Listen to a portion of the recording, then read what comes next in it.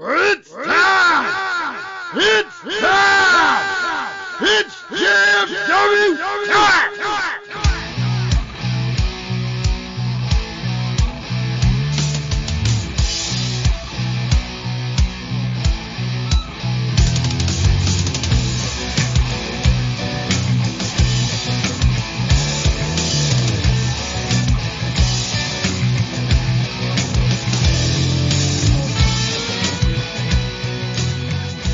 All right, guys, it's time to go step in the ring with the greatest faction podcast history. Jazz Freak Wrestling, the JFW Podcast, hosted by Travis D. And I am Nubby, the Amazing Turtle. I don't know why I keep waiting for you to say Cowabunga, because you haven't done it at the beginning in, like, months. And yet I still feel like it's coming at some point. Like, there's always that pause, like, oh, that's right, he doesn't say at the beginning of the fucking show. He waits to the end. There's times where I do forget that I don't say it, and I almost want to. Right? But that's what I'm saying. I'm able to hold it. Guys, we are here with JFW. I am Travis D, and obviously Nubby is here with me. We're going to talk a lot about some of the independent wrestling that we saw over the weekend. Well, unfortunately, I missed a chunk of it. For being sick over the holiday weekend and everything, but I did get a chance to get to ARW, which we're going to talk about, obviously, along with Crash Tested Wrestling and IPW. Is it Ileana, right? Yep. Ileana Pro Wrestling. And obviously, we do have some shows coming up this weekend. Big one being Rocket Pro Wrestling, which we're going to have a guest on to kind of talk with that about. And POW's also on Saturday. I think that's the only two that are happening this weekend, right? Yeah, and I actually, honestly, I forgot about it today. Today, I completely forgot about it. Yesterday, I knew. Today, forgot. But then I saw a promo by your cousin, and I'm like, oh, yeah.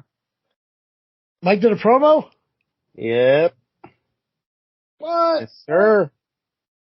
No way. I didn't know fucking Mike still did promos.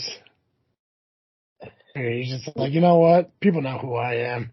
That's awesome. I'm going to have to look at that later. But we want to cover Survivor Series. But before we do any of that, I remind all you guys that this episode of Just Freak Wrestling, the JFW Podcast, on side note, I know I sound like shit. Again, getting over sick. Deal with it. Accept it. Let's move on. That this episode is brought to you by CarterComics.com. It is the holiday season. It's time to buy some nifty gifties for your loved ones. And what better nifty gifty is a comic book, whether it be graded or raw. CarterComics.com has it all. It almost rhymes. You did it. It almost fucking rhymes. I've been doing this plug for damn near a year and never realized I could just kind of rhyme that. Oh, that's a mainstay in the fucking plugs. Bells. Not bad. Not bad. Bells. Go to CarterComics.com. Check out their store. That's available on their website. All graded and raw comics there for sale. As well as on their eBay accounts. They have 4 different eBay accounts, which you can get to. Go and do CarterComics.com's homepage. Go on to the bottom, and you'll find the links to all 4 homepages to their eBay accounts right there. Our discount code FREAKNET, FREAKNET, will save you 10% on your entire order, whether it be from the website or from their eBay accounts. That's right. Our discount code works for their eBay sales as well. Stock up, get stuff, make people happy by buying comics, raw or graded. People collect everything. Why not help them out with their collection? Do it today. CarterComics.com. 10% off using the discount code FREAKNET, FREAKNET. That's right. That is correct. I don't know if it's COVID, bronchitis, smoking, or sheer obesity. That took a lot out of me. It's all the above. It's got to be all the above. Just a fat smoker who is not healthy in any way, shape, or form. Nope. Okay. Nubby, Survivor Series happened over this weekend. A lot of great matches. Yes, A lot of not so great matches. Just to recap the winners real quick. Obviously the Bloodline won their matches we both predicted was going to happen. Team Bianca won theirs, as I believe we both predicted as well. You are correct, and Becky Lynch being the returning person for that match. AJ Styles defeated Finn Balor, which I called, which gave me the win for this show. And also Austin Theory became the new United States champion, which neither of us predicted that one. We thought Seth was going to retain it. Ronda Rousey retained her championship as we predicted, and I think that was all the matches. Yeah. I think so. Yeah. So give me your favorite. Tell me why. Give me your least favorite. Tell me why. We'll make this quick so we can move on to the independents. I want to say the least favorite, honestly, was Finn Balor and AJ Styles. Not to say that was a bad match. It just didn't really do anything for me. Yeah. It was just, to me, that was just a filler, but any other time, it would have been a great match. It's just one of those matches where I was just like, whatever. Don't care. It's the expectations that wasn't there. Yeah. Yeah, I got you. All right, what about your favorite? I want to say the women's War Games match was pretty good, honestly. I think that might have been better than the men's, just by a little bit. The only flaw I had about it, when it came from both War Games matches, is the constant getting weapons. Yeah. I don't think, okay, fine, they should have been on top of the cage or whatnot, or already in there, or one person could have brought everything in. Not everybody should have, but the only other thing was the ladder. I don't think it should have been there at all. Ladders doesn't have to be in every fucking hardcore type match. No. Chairs, tables, candlesticks, perfect. Ladders, no. Ladders make no sense when it comes to ladder matches, because if you're going to climb anything, you could just climb the side of the cage. And even if they were to bring the ladder, which is goofy, the fact that they threw somebody through the ladder and it broke and it showed being wooden. Like, what's the point of even painting them to begin with?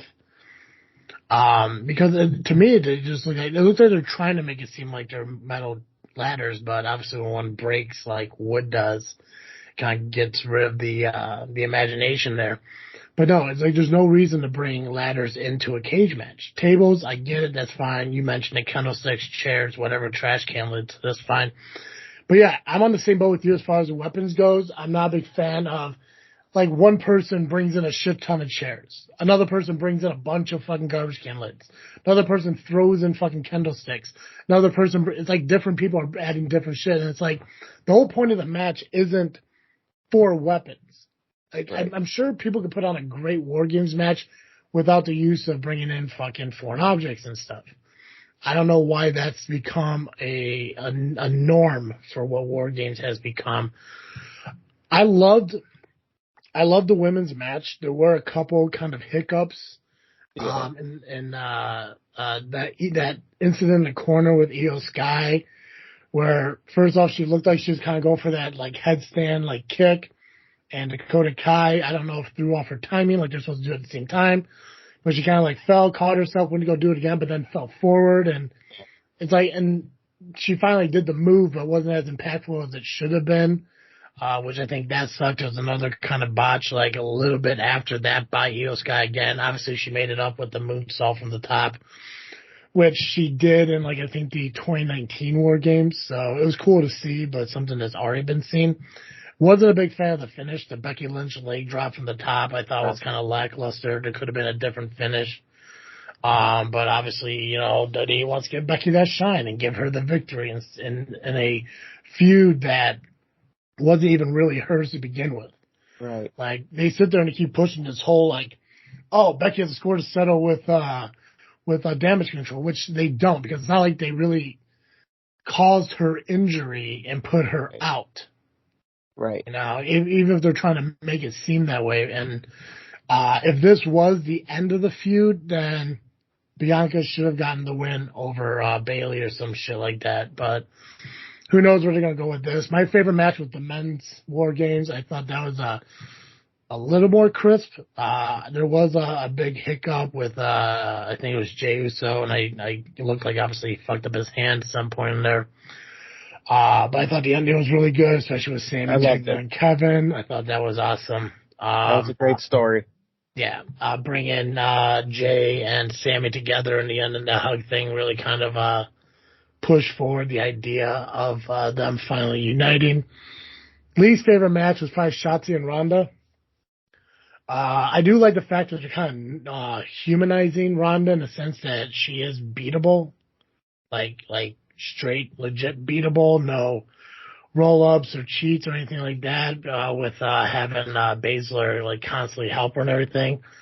At the same time, I think it kind of gets away from the power that is Ronda. And obviously that DDT spot on the outside that I don't know if people want to blame Shotzi for it. To me, it looks like it was more fucking Ronda's fault, not taking the fucking bump. But, you know, that is what it is. There were a couple incidents like that where it seems like Ronda was kind of holding back on taking bumps and making the spots work, and it kind of affected, I think it fell more on being Shotzi's fault than anything. It was a cool little spot to have, you know, Shotzi throw Ronda and Baszler over. Wait, hold on, was that the right match? Was that the match where they threw those two into the audience and they knocked over the audience? Mm. Yeah, that was it. Yeah. Has to be. Yeah. So I thought that was kind of cute. But no, that match was very lackluster for me. I didn't mind AJ and Finn, but it just a lot of it seemed like it could have been a whole lot better. But at the same time, I don't think it's finishing the feud. So I mean, it's obviously going to continue on in some way. Obviously the AJ win was kind of weird. It's like, okay, if he did win, then that should end the feud. It should end their rivalry, but obviously with Mia Yim coming back, they kind of got to extend that, or else her coming back was pointless because she hasn't really diverted Rhea from any major battles and shit. You know, a couple backstage feuds and shit. Other than that, I don't think there's anything else we really need to kind of discuss and talk about because I mean, obviously Survivor Series was the big thing that happened in the world of wrestling this week. Anything else you want to add from Survivor Series? No, not really. Just like you said, I think the men's War Games was great. They told the whole match was great storytelling. But yeah, I don't think there's anything else. I did enjoy the fact that so far the next pay-per-view is not till the Royal Rumble, which means no December pay-per-view or obviously no day one pay-per-views. Yeah. So thank God we can finally start building shit to the Rumble. Like new stories or make the current stories better. You have all this time. You don't need a payoff pay-per-view for it. Let them build their WrestleMania. I mean, that's the big point, right? Yeah, exactly. And I think that's kind of nice. Kind of take like a little break from it. So we'll see what happens at the Royal Rumble. I did win this one. I officially won this year's pay-per-views. So still undefeated.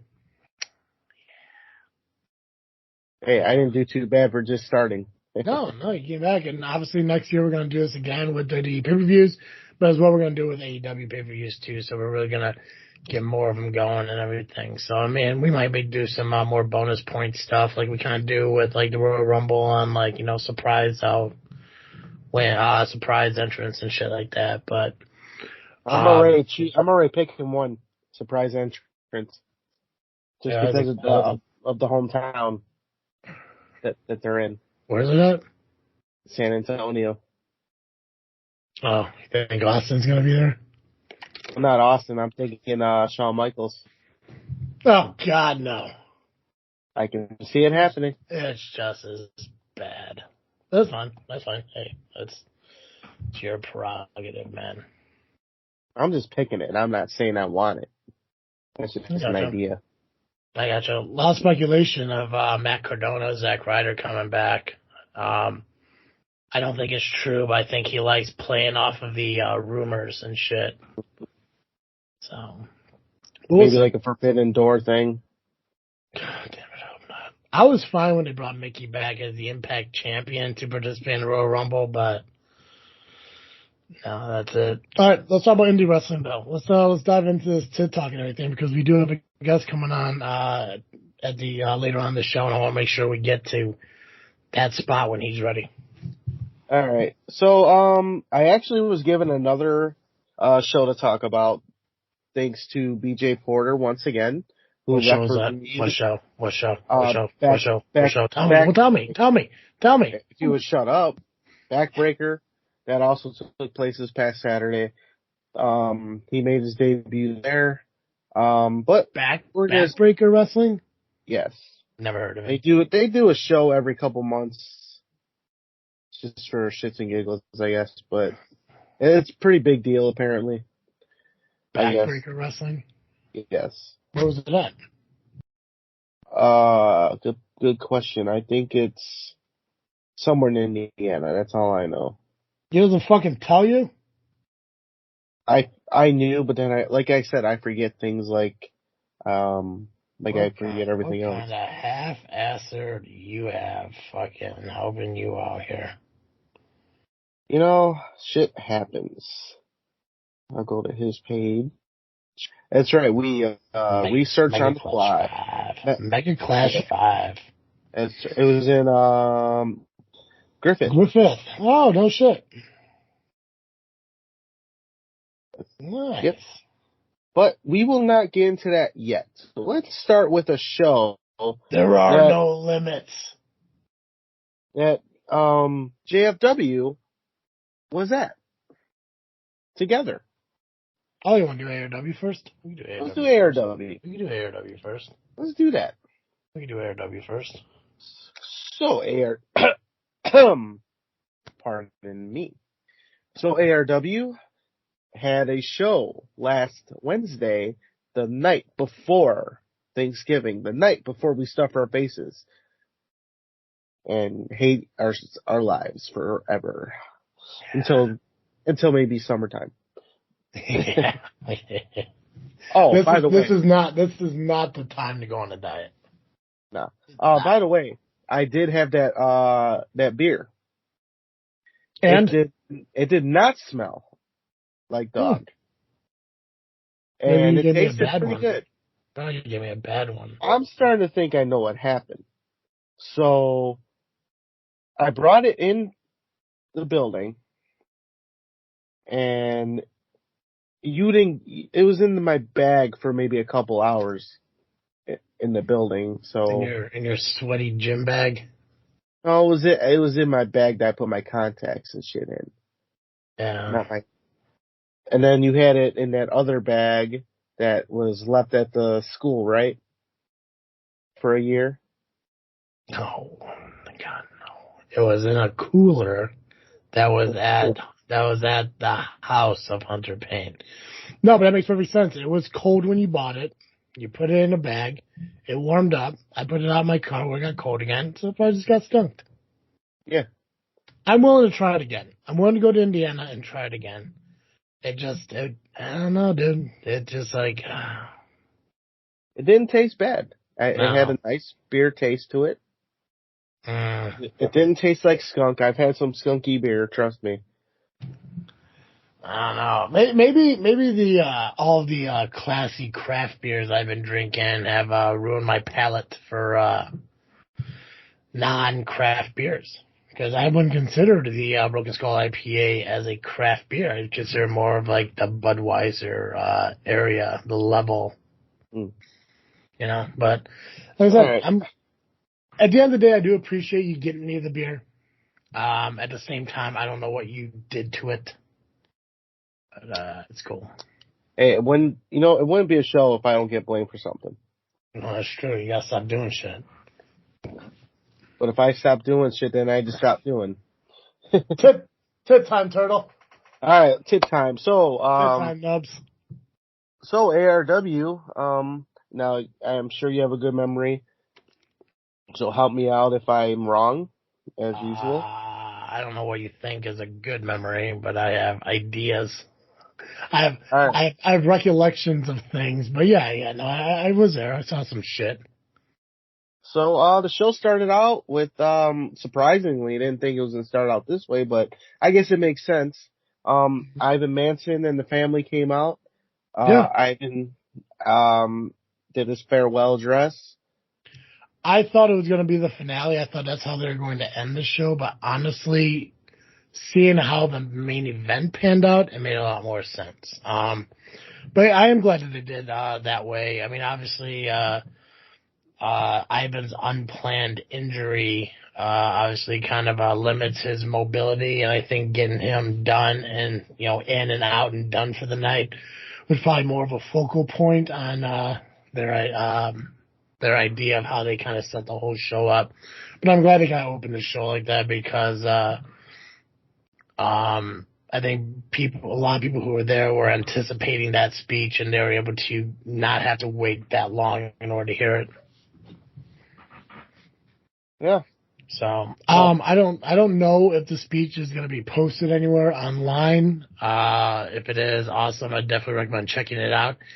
If it's not, if you haven't seen it, I did take a recording of the entirety of the speech, which will be released, at the beginning of the part 2 interview I'm doing with Ivan, hopefully sometime in December.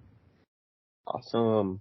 Yeah, So, after Ivan did his speech, said his goodbyes, they had some family business, if you will, to attend to. They, recruited a prospect, not an official member, a prospect. Which way did you vote? Huh? Which way were you voting for? I wanted him to be the full-on member. I said it from day one. Oh, you gotta earn that shit.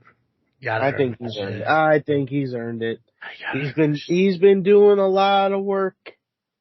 Yeah, you gotta earn that shit. If I had prospect shirts, you'd still be wearing one.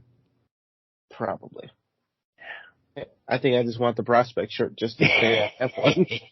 It's like I bought the family shirt. Now I can walk around and let people think I'm part of the family. Someone actually did think I was. I mean, it makes sense. I can see that. Hey, don't. The family turtle. Hey, I'm not gonna talk about it. So it ended up being J City, who I guess now he's gonna be what is it, JC Manson? JC Manson, maybe. As of right now, that's his name. Right. That's how Ivan introduced him. That's how he was called. I mean, we're going to talk about the match he had, but the ref or the announcer said it. As of right now, until he fucks up, he's going forward being known as JC Manson. And it was a pick by Ivan. He made the call, but I guess at the end of the day, Charlie gets to make that final decision because I guess technically in a way it is Charlie's family. It was his family originally. Yeah. He started it. Mm-hmm. It was then the workhorses obviously has to stick with own businesses that they think they can do, So, they wanted to just get their name out there, show their faces, their ugly ass faces. So ended up being, JC Manson against, DB3. I put DB. It's supposed to be DP3, of the workhorses. And, via the stunner, JC Manson wins. But it wasn't enough for Charlie at the time. Yeah. You know more about the new Manson guy than I do. Right? Correct? You've seen him before he's been picked for the Manson family? Yeah, I've seen him wrestle a bit. He has rapped for me once, maybe twice. So is the stunner his move, or is he doing that because of Ivan? He's doing it because of Ivan. Okay. I have never seen him do a stunner, so that might be just an Ivan thing. Gotcha. Well, that's pretty cool. That's nice of him. I do what a a stun- tribute. I do a stunner too, but I do a different way. You do a stunner. But I land on my knees, so it looks like he's hitting my shell a bit too. I like it. That's really cool. And Well, that it's got modified a little bit. Huh? Got modified a little bit. I like it. Of course. But I don't use it often, just when I need to. Gotcha. Alright, so that happened. Again, JC Manson beat a workhorse and they all cried like bitches. So the next match, it was Youth Gone Wild. They defeated VJ Price and JPH. Which was Yeah. tag team. How about that? I like Youth Gone Wild. I'm a huge fan of the Scumbag Army. Mm-hmm.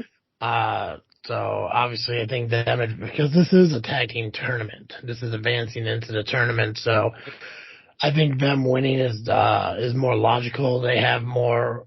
I mean, obviously JPH and VJ Price know of each other. Teaming together isn't a consistent thing for them as it is for Youth Gone Wild. So obviously they use that tag team knowledge to their advantage, and I think maybe JPH had a little bit of an ego going through the whole thing, that I think he was more focused on making himself look good rather than picking up the victory. VJ He didn't try to make a tag. He didn't try to make the tag at all until later. It's like, why didn't you try? Yeah, so it's a shame for VJ because I know VJ did his absolute best, but at the same time, I think he's better off just focusing on moving forward with Top Shelf, with El Dorado and everything, and not worried about teaming up with other people to go after titles at other companies. So I think Youth Gone Wild is promising. I can see them being the next tag team champions of ARW. Definitely. So that happened. Congratulations, Youth Gone Wild, on advancing the tournament. Max Holiday defeated Nick Diamond. You mean longest reigning 3-time SCW heavyweight champion, Max Holiday? The greatest POW heavyweight champion of all time. Greatest champion of all time. God, what a guy. Yeah, great match. Obviously, it was very hard hitting. Finishing him off with that boot named Sue, picking up the victory. Yes, that was my first time. That was my first time seeing Nick Diamond wrestle in person. Great competitor. Yeah, great competitor, and obviously golden ticket holder. Mm-hmm. But yeah, Holiday, obviously, he's been around quite some time. He's had some pretty heavy hitting opponents. Obviously, probably one of the biggest ones that he's going to come up to is going to be Rhino at POW this weekend. I think Diamond probably went a little too cocky, didn't kind of plan shit out right, and Holiday took advantage of that opportunity. Again, another win for the Scumbag Army. Definitely. Special side note for Nick Diamond, he's actually going down to the Rhodes Academy in January. Oh, good for him. So he's a talented kid. I can see him going to AEW sometime next year.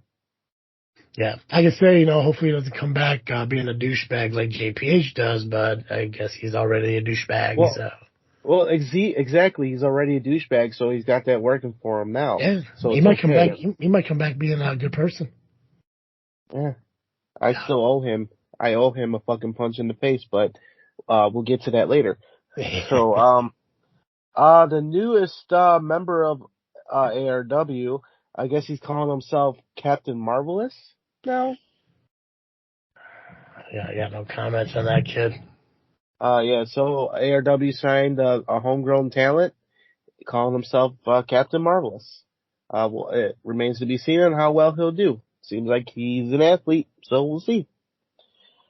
POWW, Bruce Owen Wesker, defeated his opponents, Dave Allen and Excalibur, to retain the Indiana State Championship.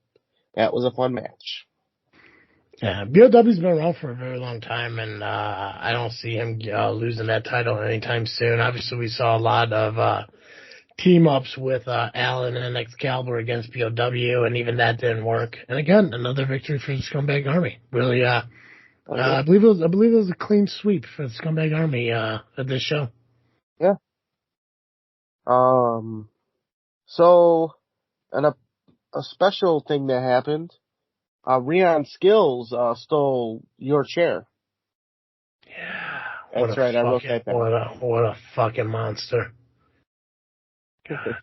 I don't understand why it is when I go to ARW, like, shit just gets weird. Like, you get referees who fucking want to try to sit on my lap or stick their gross ass fingers into my fucking food, or you get, once was people stealing my chair. I don't fucking get it. I don't know why people can't just leave travesty alone, but hey, I get it. These are people Steve associates himself with, so, I mean, it's pretty logical how they just can't just leave my shit alone. But, you know what? It was nice meeting Rion in person for the very first time. Sweetheart of a guy. Not the real deal, but, So, Joey Boom Boom, called out Mark White, thinking this match was going to happen. And well, no. Mark White apparently is still not cleared to wrestle again. Yeah, he said himself that he may never be cleared. Honestly, I don't give a fuck. Yeah, I hope we never see his face again. The guy is a cancer anyway. True that. Don't even, just get him out of the building. Hire some people and just don't let him out there. Joey, Boom Boom, Mr. Boom Boom. I'm here for you. I'll take him out myself. I am a hero. I am a hero. Wednesday. You went there for a Wednesday. You want a hero Wednesday. I'm not allowed to be. He got his ass handed to him. I'm not allowed to be. I bought a ticket. That's all I could do. He got his ass handed to him Wednesday, and you didn't help him one bit. You're not a hero to him. I could be a hero. You could have jumped in. You could have been the hero that he needed. But Joey, Boom Boom, I could be your hero now. Just, you know what to do. You just let him get his ass kicked the entire time. You just watched from your chair. I did, but that's what I got. That's what I paid to do. That's what I paid to do. You did the exact opposite of what Steve has been doing at RPW. He just sat there. He doesn't buy a ticket, so he should do that. I bought a ticket. So yeah, Joey Boom Boom got beat up by the Horde. A bunch of masked men. See, I can just vision myself, the Amazing Turtle kicking the shit out of the Horde. Wish list, Foot Clan. Yeah.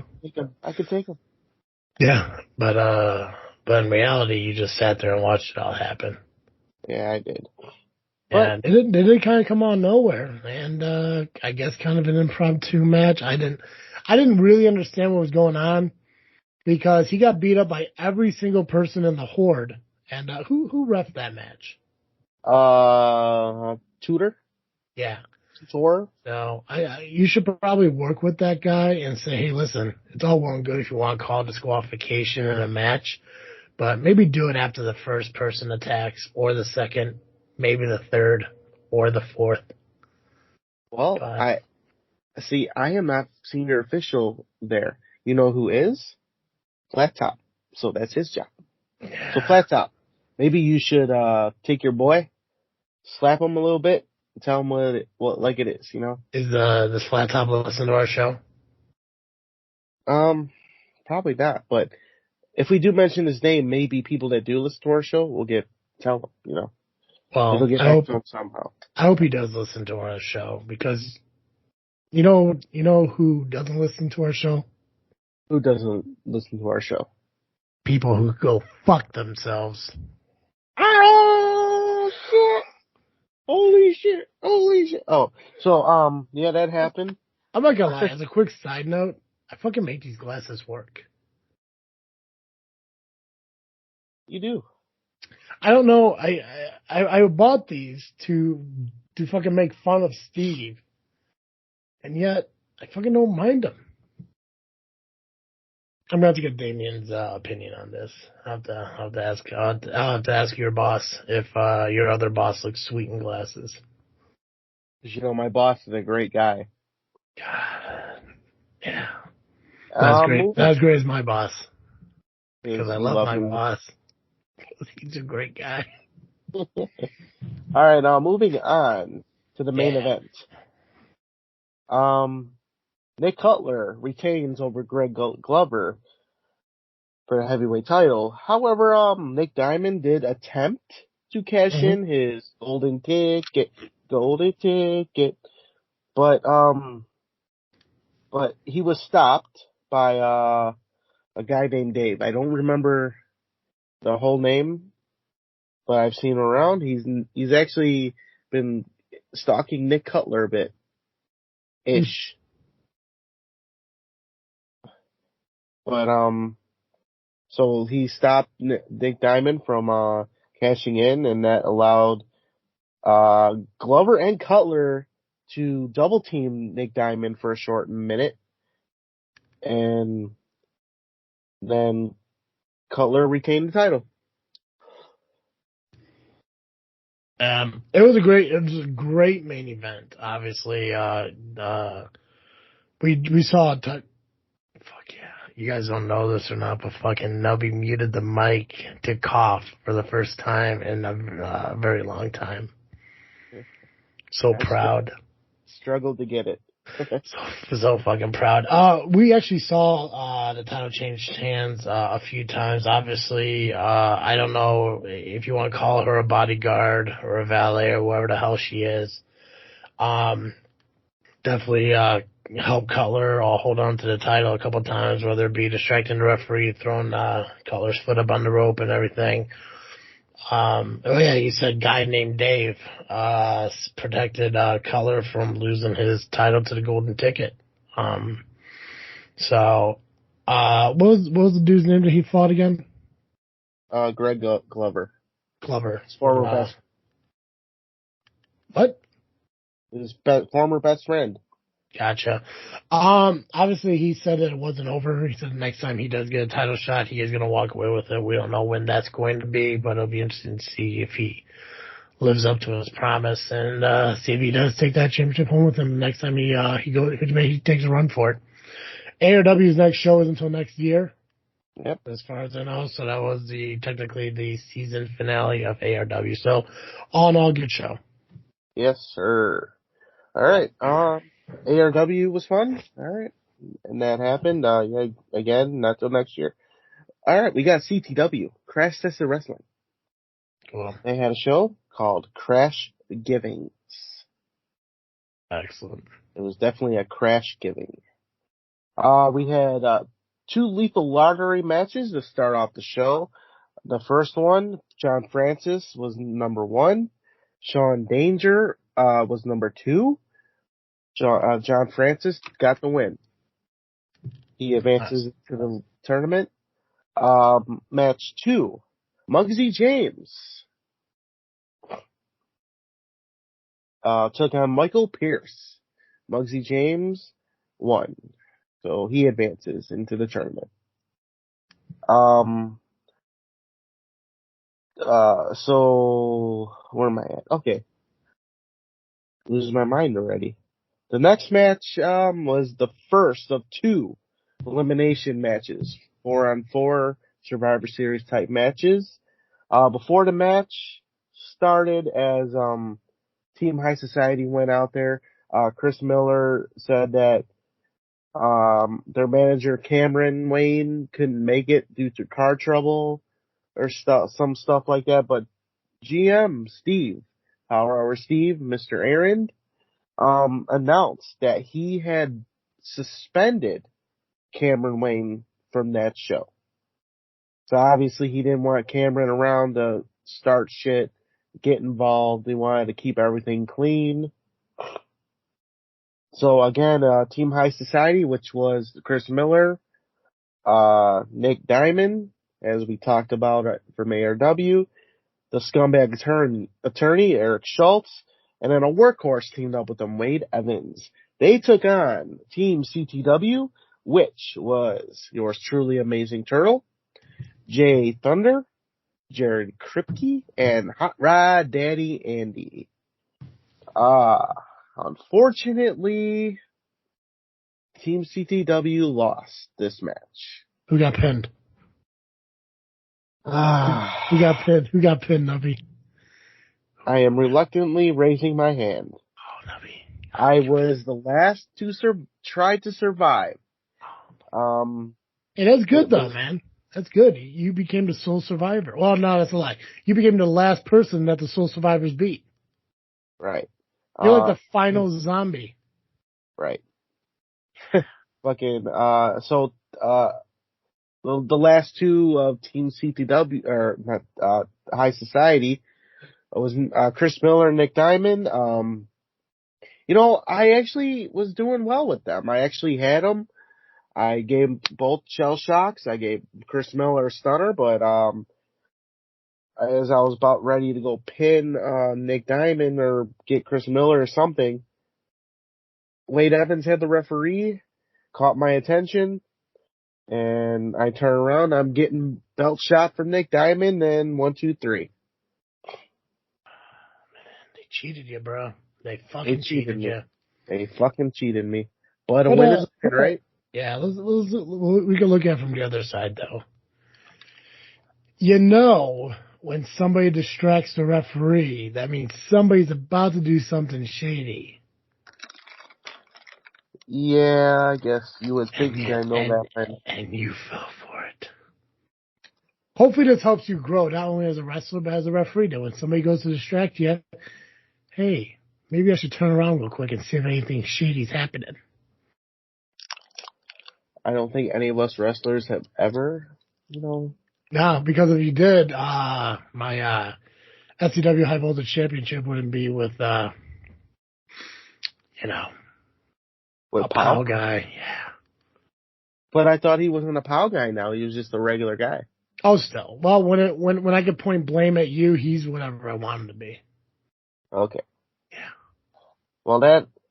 Oh, but just let you know, still working on your title shot. Don't worry, still on the list of things to do. It's still in the weekly meeting minutes. It's still there, right between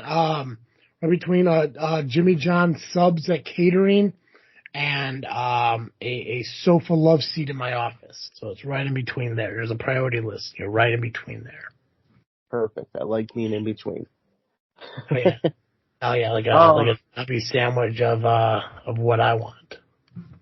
Right there. So, with that said, I guess I'm just gonna say this now.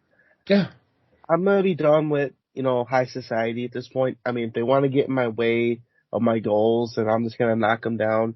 But I'm not looking for revenge on them in 2023. I have other goals. I need to reach those goals because, my time in wrestling it's gonna come up soon. I know it. I can only come back about 50 more times. Yeah. I have, I made a goal last year to make a decision every year to either quit or not quit. Mm-hmm. And this is a shoot. Every year is going to, dictate what I do next year. So I'm going to say it now. I'm going to continue wrestling in next year throughout the whole year. And whatever I feel like doing in 2024, I'll make that decision in 2023. The only thing that is for sure is, I'm not going to say that this time. I did sign on, even though it's a Rocket Pro issue, I am signed on through the 2024 season. So, Yes. with that said, intermission happened, and then we're on to the next lethal lottery. Jared Kripke, who was on my team, was picked, and he took on Wade Evans, who was on Team High Society, and Kripke beat Wade Evans. So Nice. Wade Evans lost twice, technically, because he did not survive for his team. Next Lethal Lottery match, a returning and former CTW heavyweight champion from way back in the day of CTW, Brutus Owen Wesker, POWW, was picked and he took on Jay Thunder. POWW got the win. It was good to see Bao back in CTW. He was an original. He was there on the very first show when CTW was originally started. Steve got really excited that I thought he had an aneurysm on commentary. Yeah, Bao won that match, and then it was Team ARC versus Team Payback. Marche was a sole survivor of his team and got the win. So Marche now is getting a CTW heavyweight title shot against Miles Mercer in January. And that's when CTW returns. You say February? January, gotcha. I was like, damn, they were taking a fucking break. Nah, not that big of a break. So that's the end of Crash Tested. Alright, how much time we got before Saint gets his butt here? I did message him saying that you were dragging ass, so we may have to move it back 15 minutes. So we got time. You bastard. Why? Because I told him the truth? No. Mm-hmm. Okay, then you know what? What we got left? We gotta do IPW's results, and then we got Pow's match card, and then we got IPW's match card. So we got time. You mean RPW? What'd I say? You said IPW twice. No. Yeah, you did. Prove it. You said we got the IPW match card results, and then I said Pow. You said POW and then IPW after that. You can't prove it. Yes, we can. See, this is why people don't like you. Because you lie. Because you fucking lie. I call you out on your shit. Because you lie. I don't lie. You said IPW. Because you lie. Speaking of IPW, they had a show this past Sunday. The hosts for the show were the Chicago Knockouts, the roller derby girls. They started off the show, as every host does. Started out, Miles Mercer and Hot Rod Daddy Andy were fighting already before the show started. Real quick, before you even get into any of that, I don't know if it's maybe God making a decision to get me sick to where I couldn't make this IPW show, because deep down he probably knew that if I showed up, I'd probably get my ass kicked by, the skaters. Probably. To be beaten up by a group of 9-year-old girls at a fucking birthday party at a roller rink. It'd be pretty embarrassing. Wow. If you didn't deserve your ass whooped before, probably deserve it now. I know, but it's crazy because it feels like I'm untouchable, and I'm okay. You're a monster. So, yeah. It's fine. I did, I don't know if I mentioned this or anything, but at the last SCW show, I was, spoken to, by Angel about some of my, statements I made about her on a previous show after she said some things about me on the Power Hour, and I took it out of respect. Which I will have her and Aaron Xavier on this show, before the next SCW, so I've definitely got that planned as well. A lot of more. We have more wrestlers and stuff coming on this show, and I'm very happy about that. Anyways, go ahead. You're saying Hot Rod Daddy Andy, Miles Mercer, duking it out. Yeah, they were duking it out and all that happy stuff. Cactus Rack and everybody else followed them throughout the building, and then they came back and they announced the first match, which happened to be Renee Van Peebles versus VIP. Wait, what? Would Renee Van Peebles took on VIP. Yeah, that sounds about right. Okay. Would you believe me if I told you that VIP won this match? I wouldn't believe it if you said he won this match cleanly. But if you told me he cheated to win, I kind of believe that a little bit. But even then, it'd be very far-fetched. Well, you might be sort of right. Okay. Because he took advantage of a situation. Because Miles and Hot Rod Daddy Andy started fighting some more. And Renee Van Peebles got distracted, and that's how VIP took advantage. Yeah. But still, a win is a win, right? A win is a win. I wouldn't call it a victory, though. I mean, he did end up beating somebody when they weren't expecting it, which is fine. I don't know if Amazon's gonna be able to say the same thing come December when she has her match against Renee Van People at SCW's December event. But you know what? VIP now has something he could hang his hat on and be proud of. You know, yes, he can't win all the time, but hey, you know. There you go. All right, we have new IPW Tag Team Champions. The Bro Bros. God, I miss God. I can't believe I didn't make this fucking show. They defeated Damien Tyler and Leo LaFleur, who were in a gauntlet match. The Bro Bros were team 3. Out of 4? 3. There were. Oh, it was only 3. Okay, so there was the final. Yeah. Oh, cool. Good for them. After that match, Miles Mercer chases down the Knockouts, and he's demanding them to calm down, Hot Rod Daddy Andy. And so Cactus Rack made a special announcement. Since Miles and Hot Rod Daddy Andy have their teams for the Captain's Fall match, whoever team won, either if Miles' team won or Hot Rod Daddy Andy's team won, whoever won, they get to choose a stipulation for their singles match that will be coming up at a later date. So good on Cactus Rack for, making a good decision. She should be GM all the time. Cactus Rack? Yeah. Why? Because she made a good decision. Why? She had one fucking idea, bro. It was a good idea.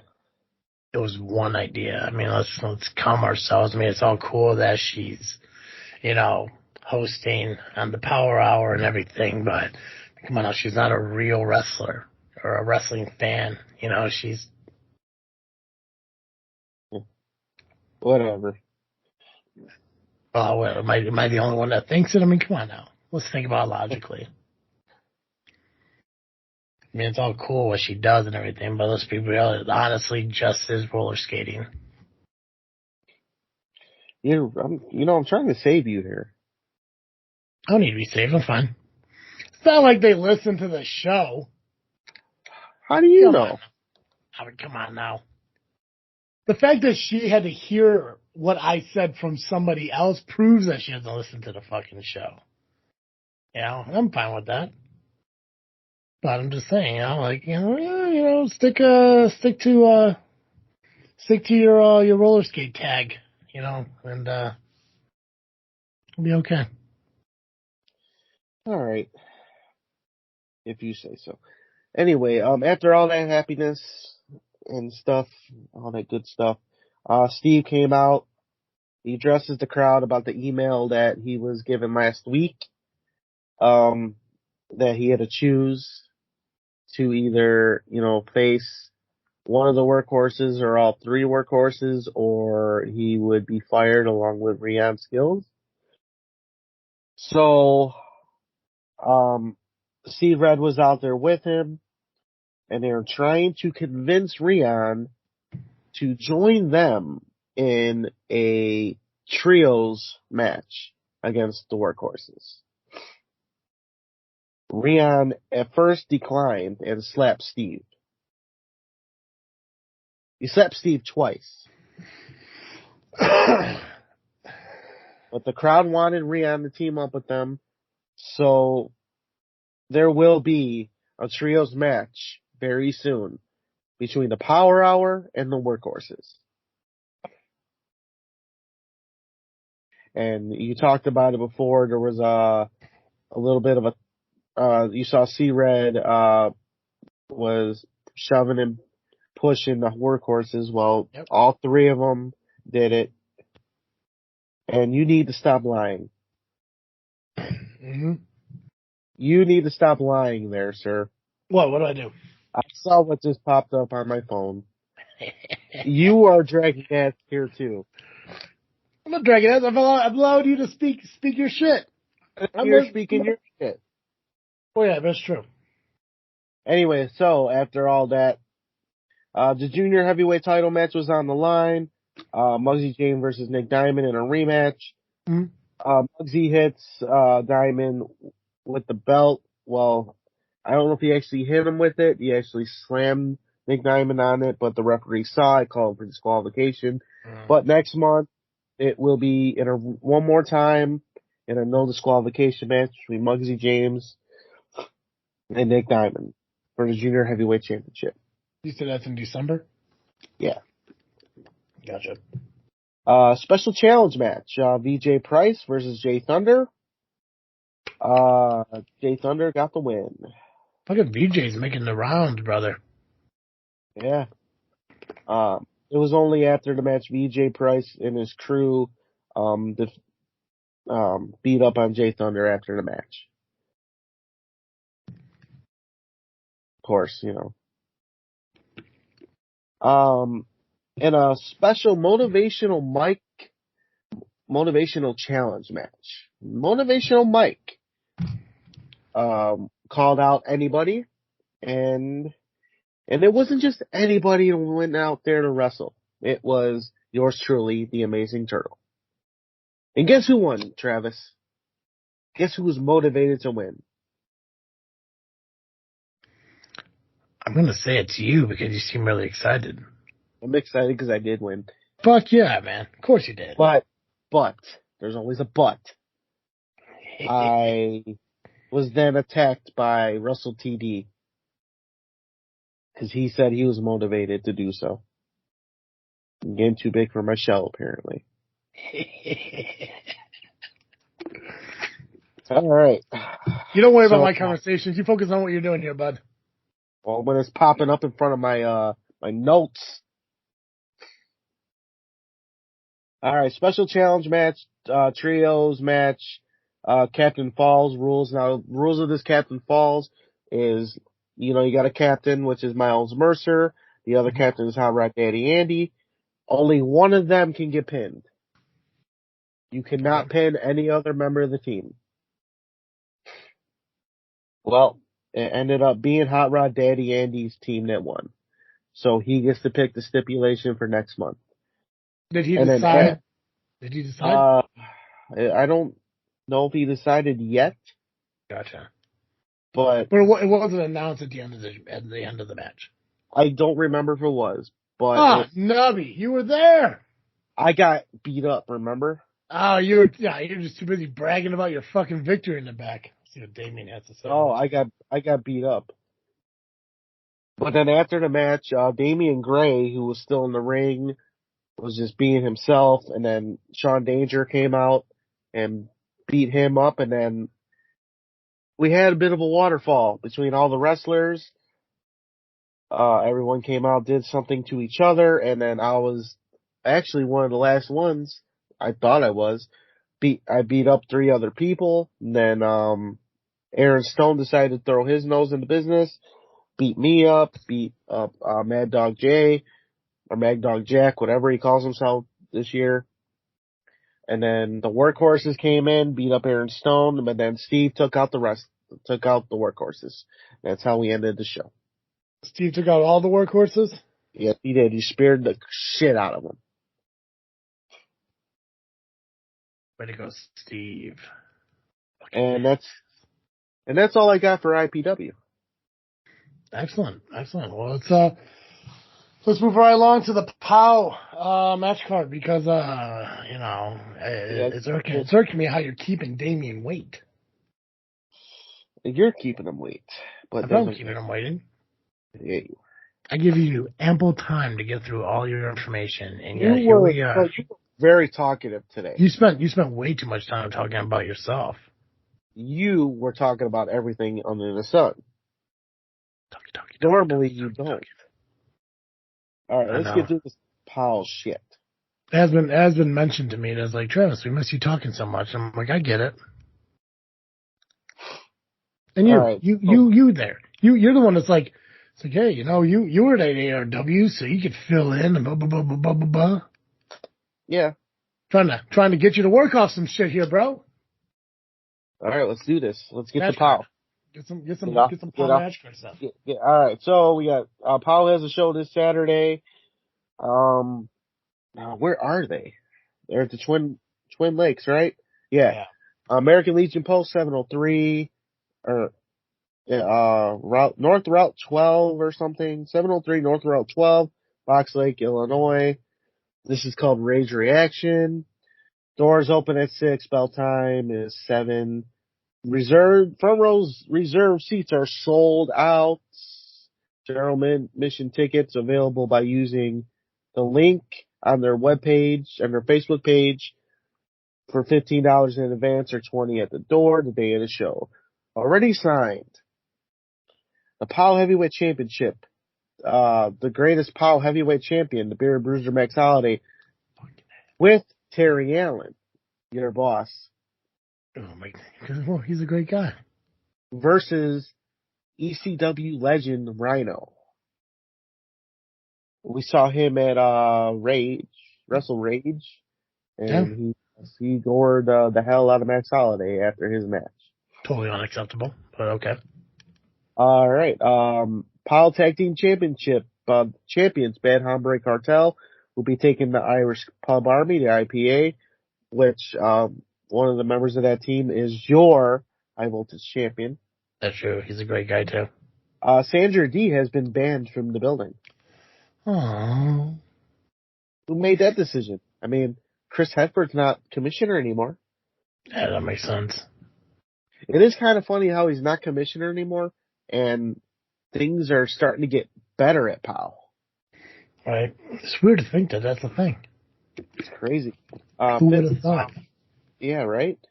Midwest Championship match. The newest champion, Gazile, will be taking on SCW's Hawaiian Hitman, Koa Laksamana. Bring home the gold, Koa. This triple threat match you are very interested in. The human highlight reel, your cousin, Acid versus Axel Rico versus Paulie Tomaselli. Now, why couldn't Chris Hepford get this match before? What a shitty commissioner he was. Yeah. Well, because he seems like the kind of guy who doesn't give a legend, a Hall of Famer like Acid a thought. Maybe it's because he's related to you. Maybe Chris Hepford just hates you. Chris Hepford loves me. He just doesn't like you. I don't know why you think people don't like me. I'm lovable as fuck. Hepford was all on board coming on the show for me. He just didn't want to be here because of you. And now we don't even get him at all. Who wants to fucking interview a former fucking commissioner? Ugh. Yeah, right. Ugh. You. He probably didn't want Acid at fucking POW because he trained fucking Turtle. That's right, he did. He probably blames Elite Pro Wrestling and Mike Nolan for the existence of fucking Nubby. That's right. Yeah, don't put it on me. People love Travis. I'm lovable, damn it. Even people I say shit about fucking loves me. I don't get it. That's weird. It is weird. Because I'm the same way. There are people that talk shit about me, but still love me at the same time. It's weird. It's nutty. Okay, where did it go? Why does this shit happen to me? Okay. That's what I say when I pee. All right, a special number one contenders match for the Midwest Championship in January. It's going to be Mason Perks taking on Mateo Valentine. That's a solid match. Yeah, it is. Scott Spade with Tiny and Mistress Misery will be taking on Tommy Macabre of, what's that team he's with Kazile, whatever. It don't matter. The Bruiser Mass Index will be taking on the Trog, the Caveman, and Moo Dog Murray. I don't know who the Bruiser Mass Index is, but that's okay. And then in the hot seat with Nicholas H., by the way, as Chris Hedford's father. Which one? Nicholas H. Gotcha. I think I saw him at a show once. It will be Jimmy Blaze and Hunter Payne in the ring together in the hot seat. Is that like a TV show? Something like that. A fucking talk show?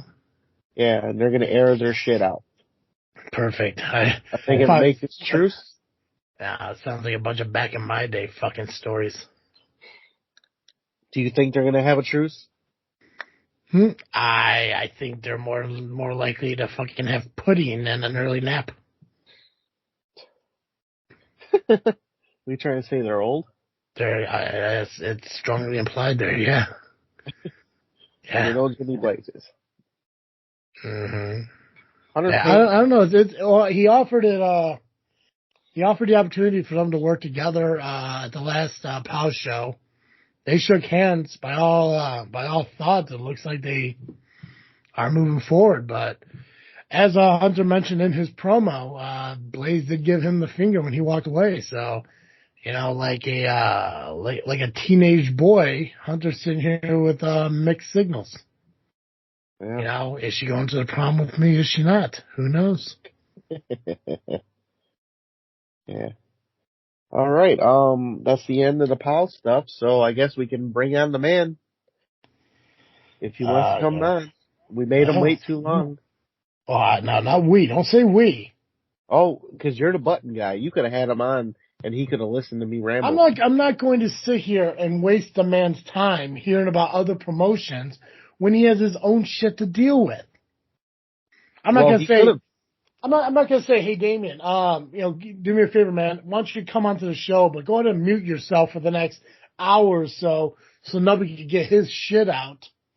And, he could have helped out with the IPW stuff because he was one of the reps.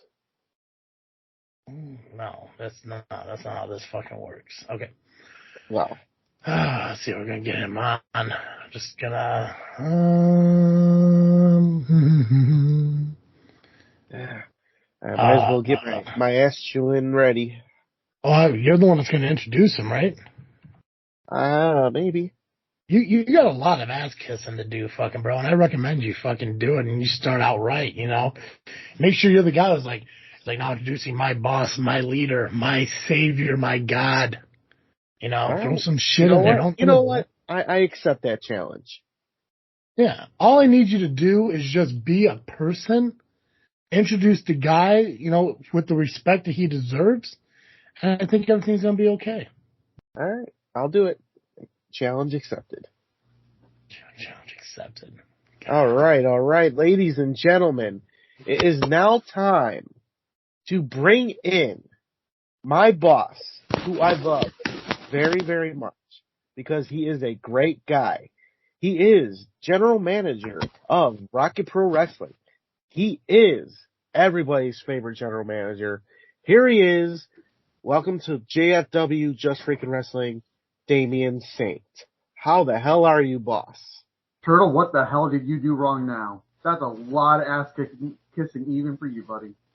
That's right. You see what a little berating will do to somebody? It's amazing. As we waited for you to come on, I kept telling him, you just got to be a person. I want the absolute best out of you, Nubsters.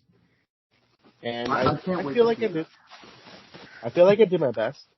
You did. I mean, it seemed a little patronizing there at the beginning, but you started to warm up.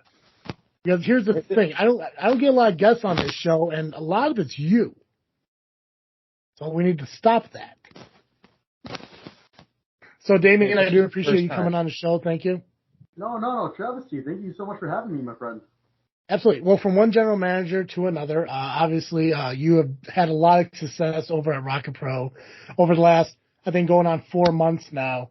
And it's one of those things where I'm trying to learn from the very best, and it's awesome to get a chance to be talking to the very best. I've seen general managers like Hetford, Sentinel, who just kind of shit the bed, Steve, who just really, they don't really bring out what I think, makes the best general manager. But then when I hear about a guy who's taking ARWPro to the next level, selling out show after show after show, I'm like, this is the guy that I need to talk to, I need to meet, I need to learn from. And that's why I'm excited to be at the next show, because I promise you I will be there. And that's because of you, and I think a lot of your fans feel the same way.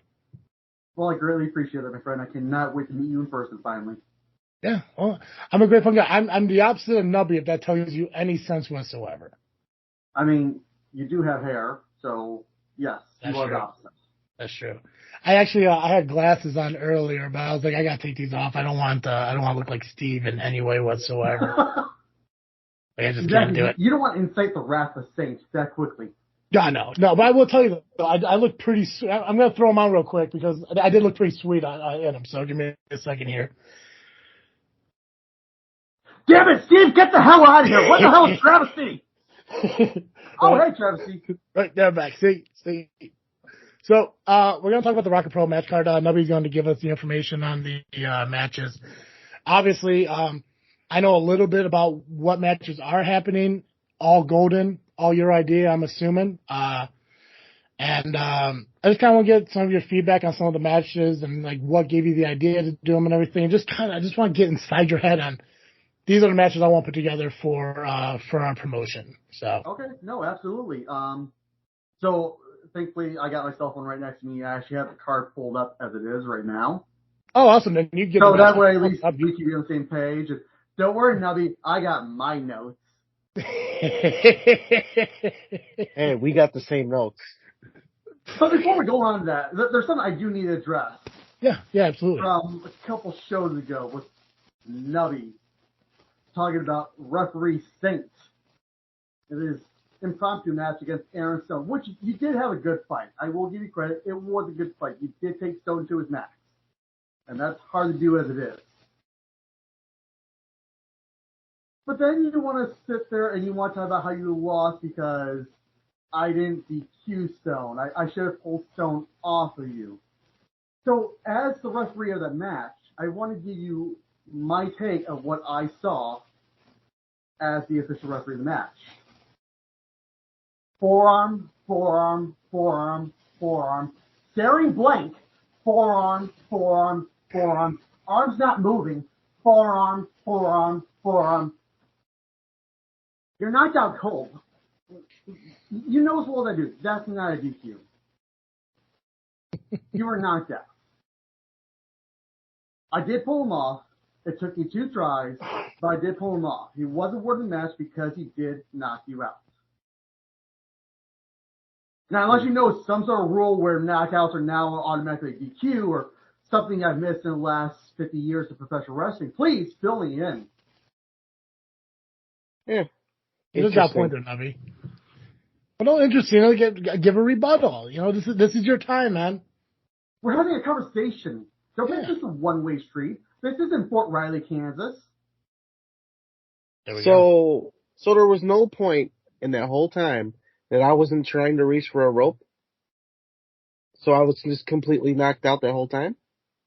Not the whole time. You did try reaching for a rope. You did try reaching. I'm not saying you didn't, but at one point, you got your ass knocked out, son. Were they completely when I'm looking off at you and I'm saying turtle, and your eyes are staring blank ahead, glossed over, and you're not reaching for the rope anymore. You're just... I'm sorry. That's you getting forearms. It was like watching Jesus Christ having a seizure around the crucifixion. From what I'm hearing is Damien Saint saved you. I wouldn't go as far as saying I saved him, but I made the call that I felt was best at the time. But if you didn't make that call, would those forearms have stopped? No, they wouldn't have stopped. See? He still could have been pounding them even to this day. Truly a saint there, Nubby. Maybe But I was that's just the hit past. We too can let hard. the past be the past. Can't we, Charles? We can leave it in the past because maybe it's just my head. Maybe I got hit too hard. I mean, I did watch the video. Maybe from a certain angle, it looked like more fists and forearms. But you know what, Damien Saint, I will say this: you are a great guy. You did the right thing.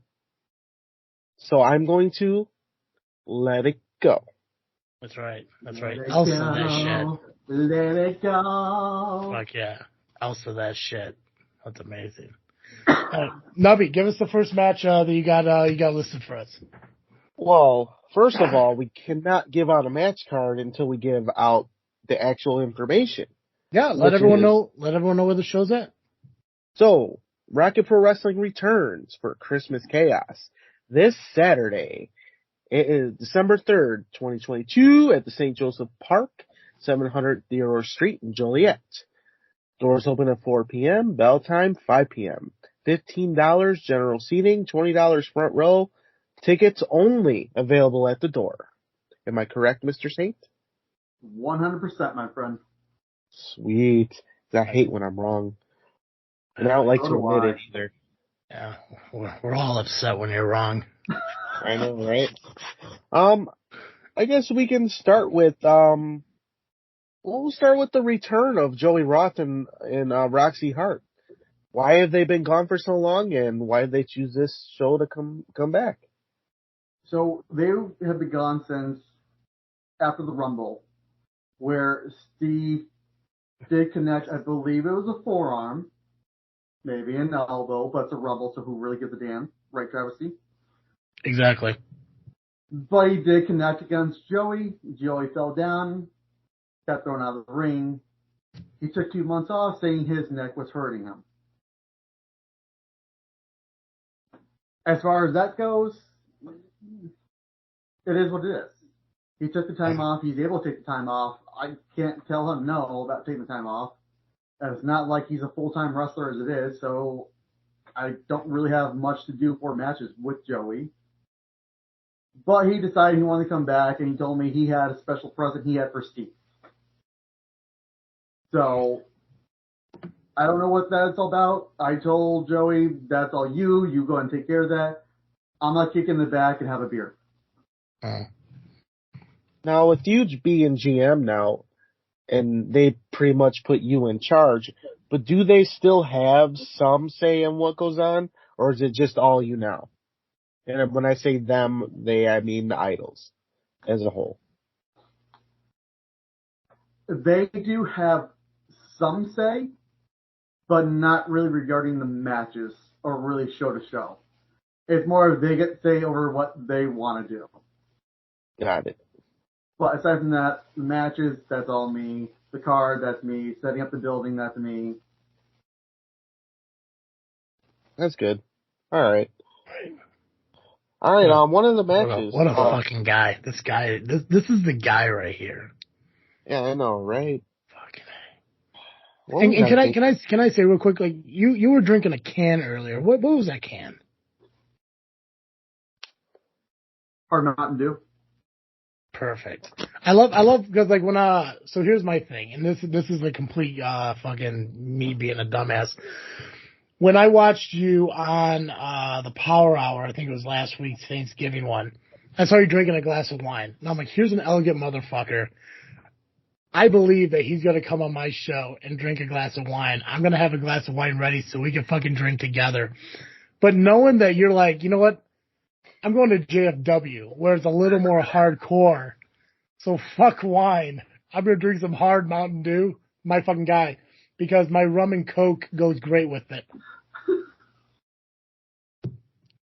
This fucking guy knows what. This guy knows what to drink with. But I don't do wine every day. No, that's fine. I do something every day. It's just not always wine. I was just like, you know what? I started watching the Power. I'm like, I'm just going to fast forward to the good part. So I got to where you came on. And also I saw that fucking wine and I'm like, I've never seen elegance on a fucking Power Hour show like I'm seeing right fucking now. besides fucking Steve's constant interruptions of everybody and his weird yelling, oh, the funny part is like, fuck you, dude. But well, not just that. There's always it's Rion skills. Yeah. Oh God, fucking Steve. But the elegance that you brought to that show was just phenomenal. I love the fact that was like really the only part I watched the entire fucking show. I was like, I want to fast forward to the good parts. And I got to it. And I got to see that. And I was like, perfect. I'm good here. I appreciate that. I do gotta say though, completely unrelated to Damien, Nubby, you commented on what you were thankful for Thanksgiving and his goofy shit. I didn't hear my name get mentioned. You know what? While you two are discussing that, I'm going to go get myself a glass of wine because now I want a glass of wine. Hey, classy as fuck. Classy as fuck. He wants to be classy. Why wasn't JFW or my name mentioned in what you're thankful for? Did you read the whole thing? I didn't read any of it. I just heard about it. I don't want to go read. What am I going to go read for? I wanted to hear you say, well, I am thankful that JFW gave me a chance to be the social media guy I'm capable of being. Well, if you had listened to the whole thing, I said that there was a long list of things I was thankful for. But the one that came to mind that puts, unfortunately, above my social media and any media that I'm doing, I thank the fans. Because if it wasn't for the fans, I would have no motivation to really do anything. And that actually includes JFW. It's 3 letters, Nubby. It's 3 fucking letters. You couldn't just say, I'm thankful for the fans and JFW. Well, without fans, there is no JFW, because if no one's listening, what's the point? Oh, you monster. It just would have been nice for you just to say, hey, Trasty, thank you. Thank you for giving me an opportunity to come on a platform and be who I know I could be. I just wanted just a little bit. But see, here's the thing. On that long list of things I'm thankful for, you are on that list. Yeah, but I don't know where I rank on that list. You are top 5. I don't believe you. I think you're just spewing bullshit at me now. No. Because top 5. Because all you had to do is add 3 additional letters to your comment. And, people will be like, wow, this guy really gives a shit. Because it was a JFW, well, let me go check that out. And then, boom, here we are. And here you are. See? And now Saint's back with wine, so we're all happy now. Like the epitome of elegance right here. Also, shout out to the button-up shirt that you decided to wear, too. Fucking elegant, man. Oh, thank you. I do like dressing up a little bit more than usual. Classy as fuck. The funny thing is... Ow! No, I'm kidding. I don't know if you've seen me outside of my dressy clothes. Have you? No, I don't think so. No, you seem to always be very classy. Well, I mean, for Turtle. Turtle has seen me more often. Yeah. It's an audio podcast now, but you have to say your statement, not just shake your fucking head. I was drinking. I was trying to get the words out, then I spit all over the computer. Oh, Jesus Christ. But yes, I did. I think I did anyway. Didn't you wear a suit on Sunday? That was more business casual. Dressy shirt, nice jeans, dress shoes. Got it. Yeah. And one nice jacket. Damien, let me ask you this question then. Of course. So wearing the nice clothes, especially going to like these wrestling promotions and stuff, because RPW isn't the only place that you associate yourself with. Is it a respect thing to the company to wear something nice? Like, would you say, hey, listen, you stand out more wearing like, a dress shirt, dress pants, rather than like blue jeans and a sweatshirt? When I first started in the business 5.5 years ago. Yeah. The very first show I ever did, we got told to come in dressy clothes. Mm-hmm. And it was the company's first official, big show that we had ever done. Gotcha. So it came in with dressy clothes. Any show after that, no one else ever came in dressy clothes. I always came in a 3-piece suit. Mm-hmm. And so for a while, it was like, you know what? I just want to show respect to the fans and show respect to, the company. It was very much that at the very get-go for like the first 2 months. Yeah. And then after 2 months, I started traveling around a little bit of Indiana. And all I kept hearing from everyone in the locker room was, you're the only guy I've seen show up in a suit ever. So now it's kind of just my thing of my way to stand out. Yeah. The moment I walk in the door, even before the fans are even close to being at the door, Mm-hmm. I'm already the one guy in a fucking suit. Yeah. Well, also, and any promoter will always remember that. They'll always stand there and go, "That's a professional motherfucker." Oh yeah, and the one thing is, like, obviously there's going to be the audio recording. There won't be a video release, so people aren't going to notice the fact that you got Kingpin and a photo behind you, which is probably the most elegant dressed fucking villain in the world. So I applaud you going for a guy who also dresses maybe not as classy as Damien Saint, but classy enough to maybe reach that level one day. Exactly. I always did love Kingpin suits. Right? And honestly, I would love to get my own white suit one these days. Oh, you got to. I see you as more, and I haven't seen you in a lot of suits, so I definitely need to get the RPW a lot more. But I think a black on black Johnny Cash suit would be the best. Actually, I'm going to be debuting my newest jacket. Oh, perfect. This Saturday, so. Excellent. It's my black jacket. Okay, well, that's my blue jackets with the purple, but this one no one has seen yet. Excellent. Well, now that's number 2 on my list of things I'm excited to see at RPW. Obviously, you're number 1. So Nubby got bumped down to number 4. So, yeah. Who's Sorry, number 3? Nachos. Fair. Always fucking nachos. Nachos are always delicious. Nachos are always number 1 unless I'm meeting what I would like to say is, quite frankly, a hero of mine. I appreciate that, my friend. Right? See, Nubby, this is how you show respect to people. You should fucking be taking notes. And not lose them. Let's get back to business before I keep drinking wine and I run out of all my wine tonight. Yeah, match 2, Nubby. What you got? No. We haven't got match 1 yet. We just talked about Joey and Roxy's return. Oh, gotcha. Match 1 is actually No Coach, Joey Blues, and Brian Krazer versus Eric Schultz and EJ Swanson. Excellent. Cool. Tell me some. So, with this, I don't mind Joey. I don't mind Brian. I think they're decent guys. Mm-hmm. They're an established tag team in the Midwest, especially around Chicago. They have been for quite a while.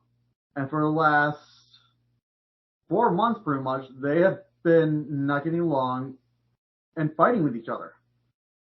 They have not gone out and done their matches. They've started a brawl at the bar and brought the brawl all the way to the ring at this last show.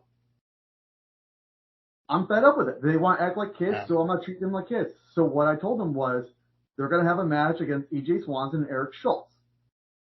If they do not work as a tag team, meaning if they do not make tags, if one of them walks out, if one of them does not show up, I will fire both their asses and replace them with 2 other no-coast fucking clowns. Because there's like 15 of them, or 6, or I don't know. There's more than 2, I know that much. It's amazing. See, that's how management should be, because the thing is, whether you're at the show or you're not at the show, you're still representing that company. And for them to have that, as Steve would probably say, tomfoolery occur, you're still representing Rocket Pro. And if you make Rocket Pro look bad, you're making Damien Saint look bad. So with that brawl that they had from the bar, all the way through the fans to the ring, what if a fan got hit? Yeah, exactly. See? That's coming out of my pocket then. Yep. Not coming out of theirs. It's going to come out of mine because the insurance is in my name. I'm not getting fucked because of those 2 fucktards. No, absolutely not. You hear that, Nubby? You should be above being a fucktard. Always be above a fucktard. Always above. There's a line. There's everybody and then fucktards. Be above it. The fucktards will always go down shit creek. Stay away from shit creek. No paddles. Yeah. Not fucking tunas that go against the current. You just fucking keep going with it. All right, Turtle. You're involved in this next one. Go ahead and take this one. Oh, I am, ain't I? It's a singles match, and it's for the RPW Chicagoland Championship. It features Sean Danger, the challenger, with me in his corner. That's Amazing Turtle, by the way. Versus the Chicagoland champion, Ruthless Rockin' Rivera. What made you decide this match? I know, but I want them to hear from you. I'm hoping it's that So Rockin' the reason fucking why I beard. gave this match was, yeah, Rockin' cheated last month. Yes, he got himself DQ'd. Yes, it's kind of a bitch move, but it is what it is. After the match, if I remember correctly, did Rockin' attack you after the match? Did. That's what I thought. Because I remember seeing Sean Danger walk up through the curtain, and I had no idea what the hell was going on. I didn't even know Danger was even in the locker room. I'm looking at the monitor of what's going on. I'm like, oh, great, I need to go send a referee out there to help out Turtle, get him in the back. And then there's Danger's music, and I'm looking over, and here comes Danger. Oh. I'm standing back there going, no, what? No, what? Who booked the dude? I didn't book him. I didn't pay him. Why? He came to your rescue. Danger hasn't had a match in a while, and even though when I was reffing, I wanted to beat the shit out of Danger half the time because he's drunk, so horribly drunk, that I felt drunk just being 10 feet away from him. He did try coming to rescue. He did try doing the right thing. Took a swing, hit the air, hit the floor.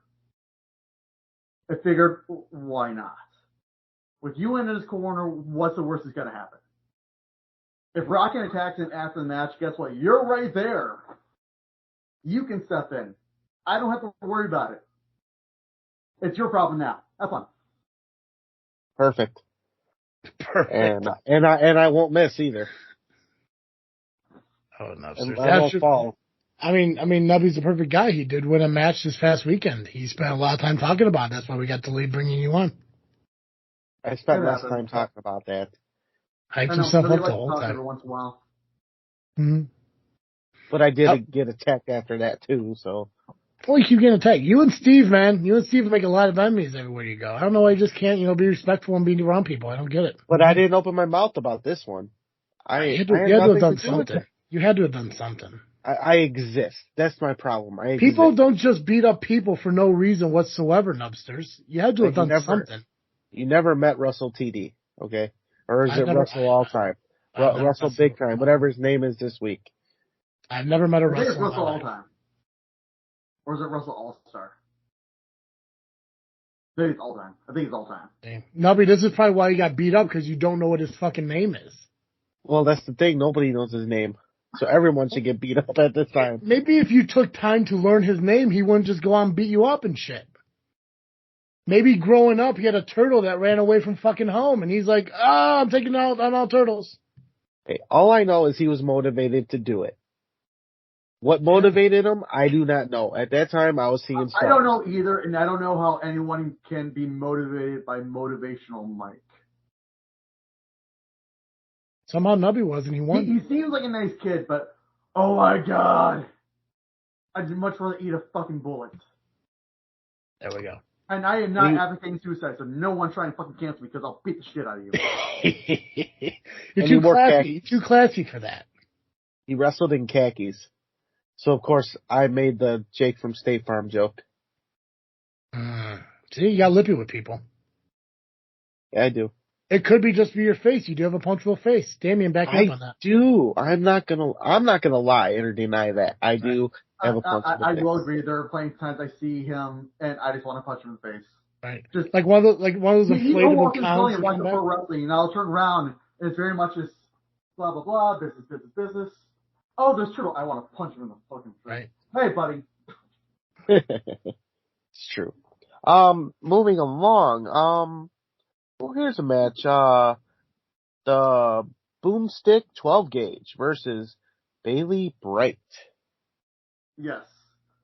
So Bailey is actually making his return. I think he's been with us one other show, and that was probably a while ago. with 12 gauge boomstick. I've seen a little bit of his work. I think he's talented. I figured two guys who really don't know each other, two guys who really don't know the locker room. Why put them against guys who have been already established in the company? Yeah. When I can put two little fucking mice in a cage together and see who fights. True that.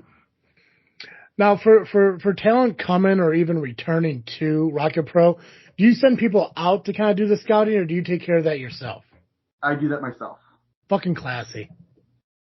Fucking all in one. Everyone who we bring in, either I have already worked with them in a different promotion, or I've seen their stuff, or someone who I find reputable has recommended them.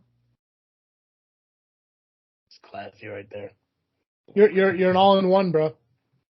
I try to be. I don't know why. It's successful. I don't know why Steve and Nubby ever had a fucking problem with you. They seem very maybe jealous. Could it be jealousy? Maybe a little bit jealous. Nubby. I don't get jealous. I just didn't agree with some things that you did, but you explained why you did it. Still don't really agree, but hey, you are the boss now. Everything's water under the bridge now.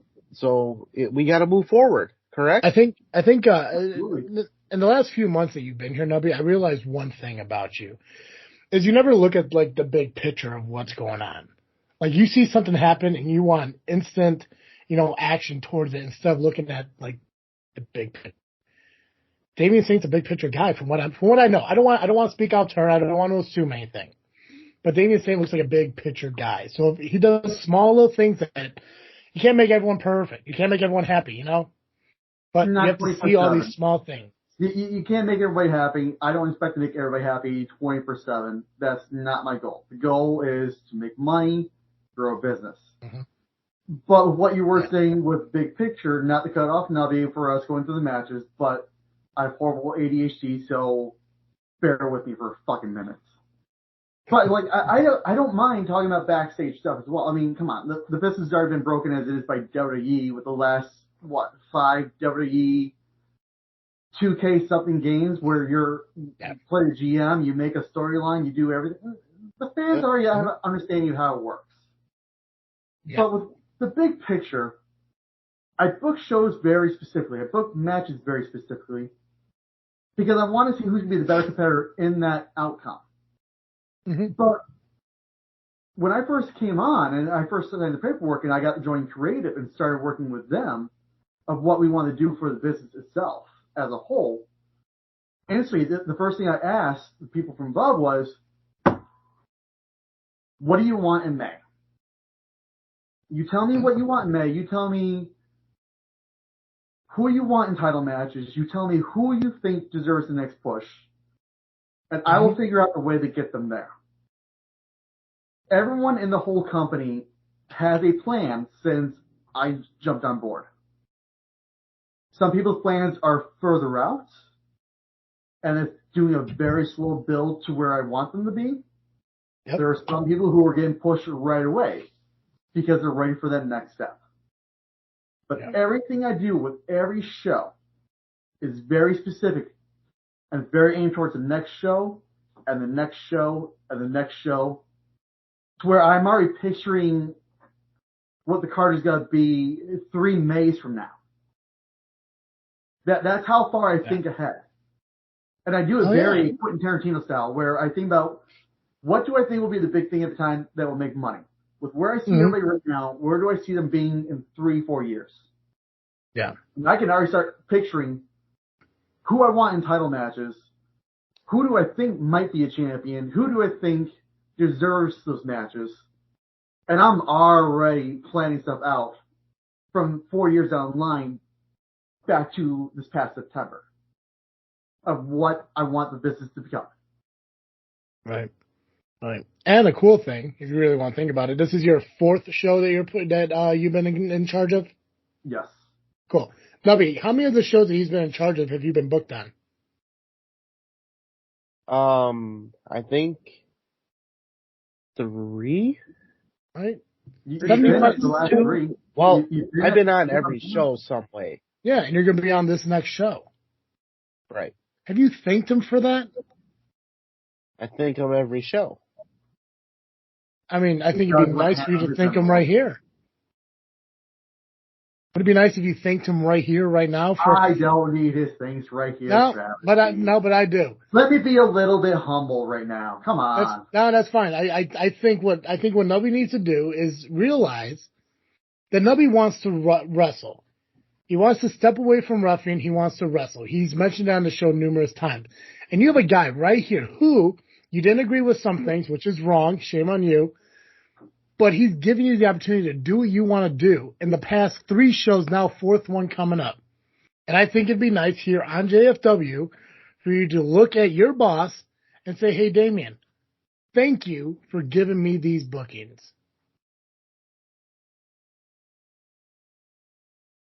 I'm going to thank him.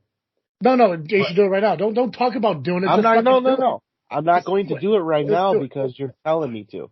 Oh, you I must. need to do it. I need to do it when I feel it's right and it's got to come from the heart. If So you I don't just feel- do it so you now, don't feel it's right to thank a guy who's given you bookings for the last 4 months? I do feel it's right to, What a to monster. thank him. What But a if I monster. do it now, it's because you told me to. What a monster. I hope he doesn't book you in January. Oh, no. I got plenty of stuff planned out for Turtle. God, I want you to book him as Steve's chair in fucking January. I kind of like that idea. See, there we go. Fucking making up ideas. That might make money. It'd be fucking huge. You know what? It'd be right there by the fucking ring, too, so everyone could... You'll be part of the entire fucking show. Exactly. I mean, what is it? LIM, So, BJM, whatever they are. They're doing the whole little, what is it, drink for Steve to sit and stay? That's what it is? Yeah. something Their like hashtag keeps getting longer and longer every show. Before it was let Steve sit, and then became drink to let Steve sit. Now it's drink to let Steve sit and stay. I'm sure after this next one, it'll probably be drink to let Steven sit and say some other random words and objects because they're always drunk. Yeah. They're not even the fun drunk. They're not even the sophisticated drunk. I can't go have a cigar with them when they're drinking. You Don't smoke eat cigars? You smoke cigars? Of course I smoke cigars. Fucking classy. Fucking, I bet you have a smoke robe too, right? One of those fucking, like, you know, I do has have a smoke robe. God, I do fuck have yeah, my you do. own little Of course you humidor box. I'm not going to say it, but I'm assuming that you also have like a tall back fucking chair that's right next to a fireplace with what I can only assume is maybe like a Doberman that lays at your feet while you read a novel. And I'm guessing that novel is like Edgar Allan Poe or a Stephen King or something. So I don't have a chair next to the fireplace.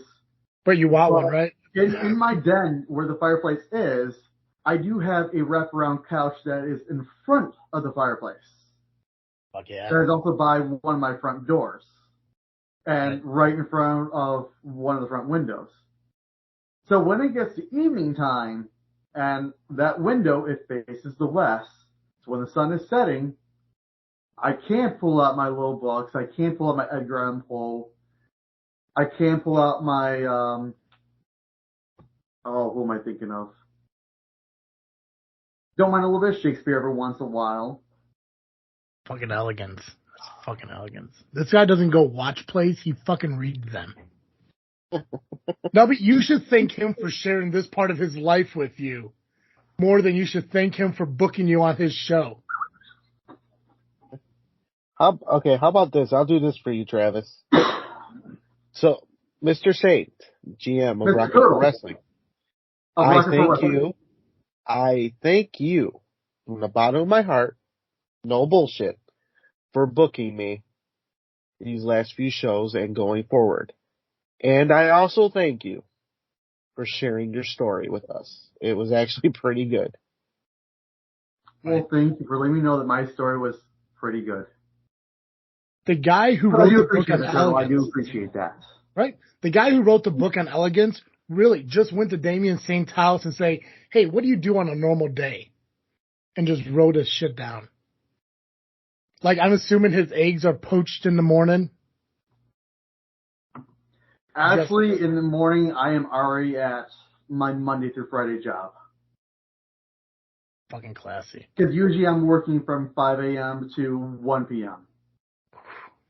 And then I come home, take care of where I need to take care of around the house, running errands I need to run, and then as soon as I sit down, after I take my shower and I grab my beer and grab my pipe and grab a sandwich, it's right back to promoting Damien Saint and promoting Rocket Pro Wrestling. You should be thanking this fucking dude for all the hard work he does. The fact you doubted him once is appalling. Fucking appalling. And I know that we were trying to get through this as smooth as possible, but you just pissed me off more and more. What I'm learning about this guy pisses me off more about you, Nubby. The thing is, Travis, it doesn't bother me. And I hate to say it this way because it sounds almost like bragging, but it's not bragging. It's me telling an actual fact about my life. Yeah. I actually served 4 years in the Army in the infantry. So when people have a different view of opinion from me, whether I like their opinion, whether I like their view or not, at the end of it, if it upsets me, it upsets me. If it doesn't, it doesn't. But the one thing I always say to myself is, they got the right to say that. Yeah. A wise man once said, they say I'm cocky, and I say what? It ain't bragging if you do it and you back it up. I like that. The other thing I've always liked was speak softly and carry a big stick. Oh yeah, Teddy Roosevelt. I also like Lucy from Peanuts that says speak softly and carry a beagle. Yeah. Yeah. Nubby, what's the next match, man? I believe if this is still true. It's a 3-on-4 handicap match. Yes. Rion Skills, Shogun Chris Logan, and Maximus Orion against the Idols, which is Kevin Cade, Johnny Nye, the rock star, Damian Gray, and Joey Roth with Roxy Hart. Okay, now you said that the Idols kind of like more or less dictate what they do on this show. For the most part, as long as it doesn't interfere with what I have going on with the show. Gotcha. So was this handicap match their idea? Actually, this was a match that was challenged by Maximus Orion to the Idols at this last show. Okay. Which the Idols did accept. Okay. It was originally going to be 3-on-3. But then Joey would come back and say, yeah, I want to wrestle a match. So he put himself in the match. He's got Roxy in his corner, as he always does. Mm-hmm. Maximus, Shogun, Skills. It's still 3 people. If someone shows up, then someone shows up. If no one shows up, then no one shows up. It is what it is. But they issued the challenge. Whether someone wants to step up and help them out, cool. Good on them. If they don't, they issue the challenge. You replay the show. So are you leaving the opportunity for a 4th man to join the other team, or is that this is the match, this is booked? No, I'm leaving it wide open. Yeah. There you go, Nubby. You want to step up and be somebody? Fucking be the hero that they're looking for? I mean, I could punch Joey Roth in the face again. See? I mean, to be legal in the match. Nubby was telling me over at ARW when we saw God damn it, not Bam Bam. What the fuck is his name? Boom. Nubby, what's his fucking name? Joey Boom Boom. Joey Boom Boom. Getting his ass kicked by this group of fucking savages, and Nubby's over here like, I would have helped him. All they gotta do is ask. It's like, motherfucker, just go be a hero. Dude, it's Joey Boom Boom. You help out Joey Boom Boom when Joey Boom Boom was getting his ass kicked. He just sat there and watched. It's like, why was it asked? Fucking, he could have been the hero. No, I don't even wrestle anymore because of my back. I only manage and I ref. I still would have gone in and fucking helped him out. Yeah, and Nubby just sat there. I want to understand something. This is the person that I am. Revolution Championship Wrestling out in South Bend, Indiana. I also work out there. Not to plug another promotion that's 2 hours away, but I did It's there. It is what it is. Yeah. But I had a buddy, Sam Knight, who was in a match against who was at the time the owner, Brutus Dillon. Brutus Dillon is probably 6'5", probably 350 pounds. Mm-hmm. He's not a small boy. Yeah. I'm 5'11". I'm 185. I still stepped in the motherfucker's face. See. Fucking class. I know I'm going to get my ass kicked. But at the end of the day, it comes down to what is my moral line. My friend's getting hurt. My close friend's getting hurt. No, not acceptable at any time. So that's elegance, Nubby. That's elegance right there. That's not taught. That's instinct at that point. Well, let me ask you this. Are you guys trying to reference something about me being a referee? No. I feel like that's where this is going. No. So, right. Cards subject to change this Saturday.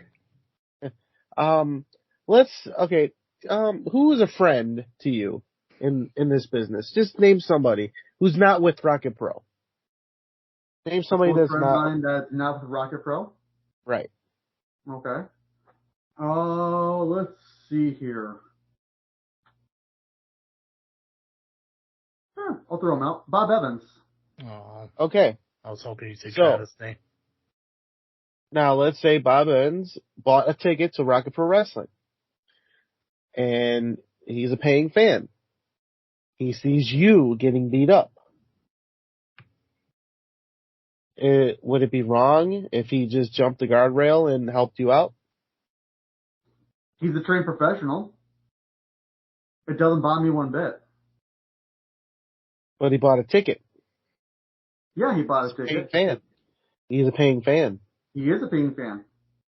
Would I prefer him to stay out of the ring? Absolutely. But he is a trained professional.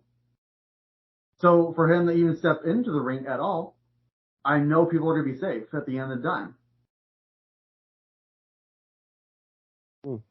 Could have been the hero, Nubby. He could have been the hero, man. That's just me. I don't mind breaking rules if it comes to helping out people I want to help out.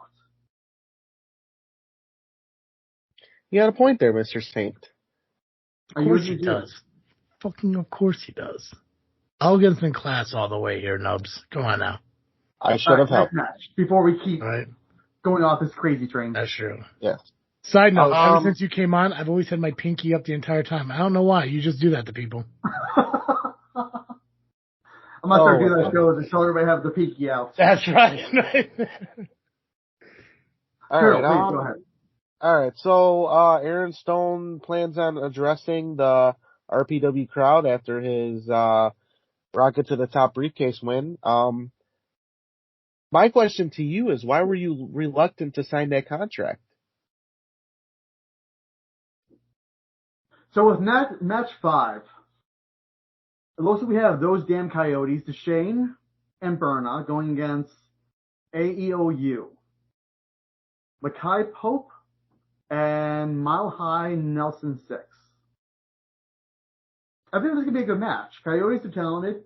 AEOU, I've worked with them down south before. I'm excited to see what's going to happen between the four of them. Yeah, sounds like it'll be a phenomenal match. So I guess we're going to move along.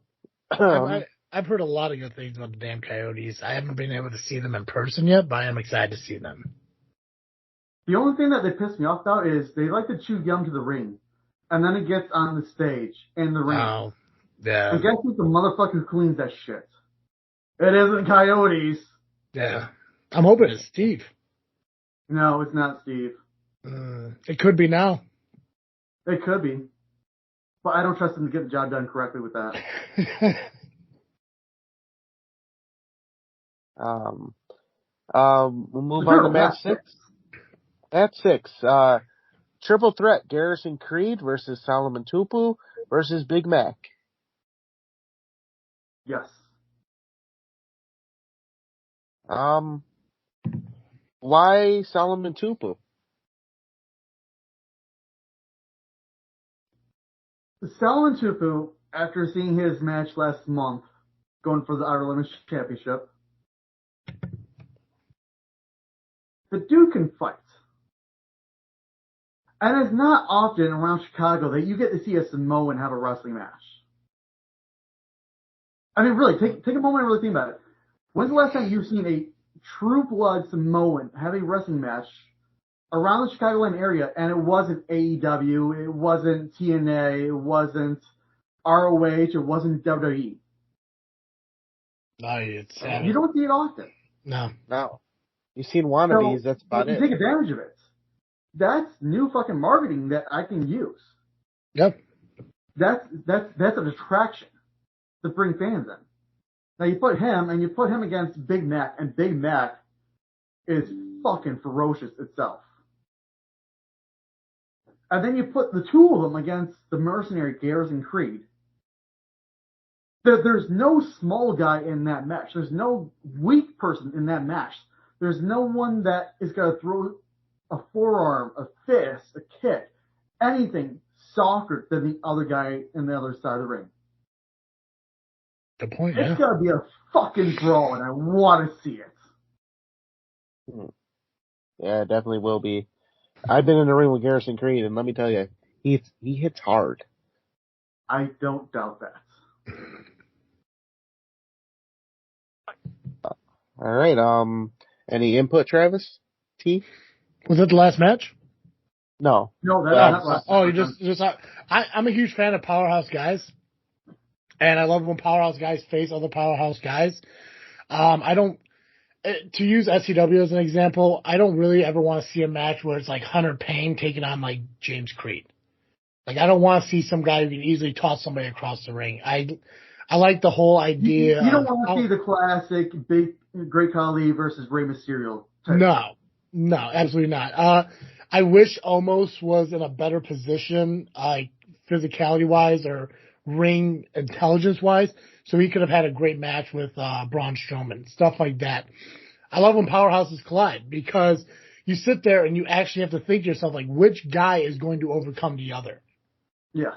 So I love the idea of doing this power, especially being a triple threat, and it just gives more to the fans of wondering, like, who is the true big guy at the end of this match. So I think that's really cool.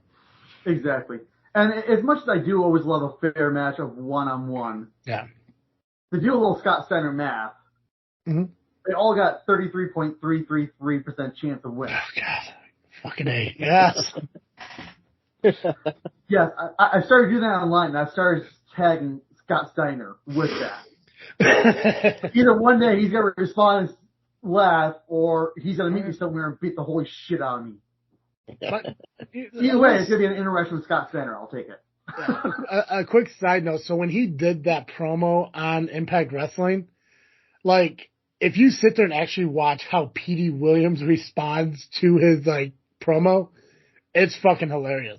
Because he is breaking the entire fucking time as he's doing the math. Wondering, like, wait, what the hell is he saying? And then just loses it. Fucking phenomenal.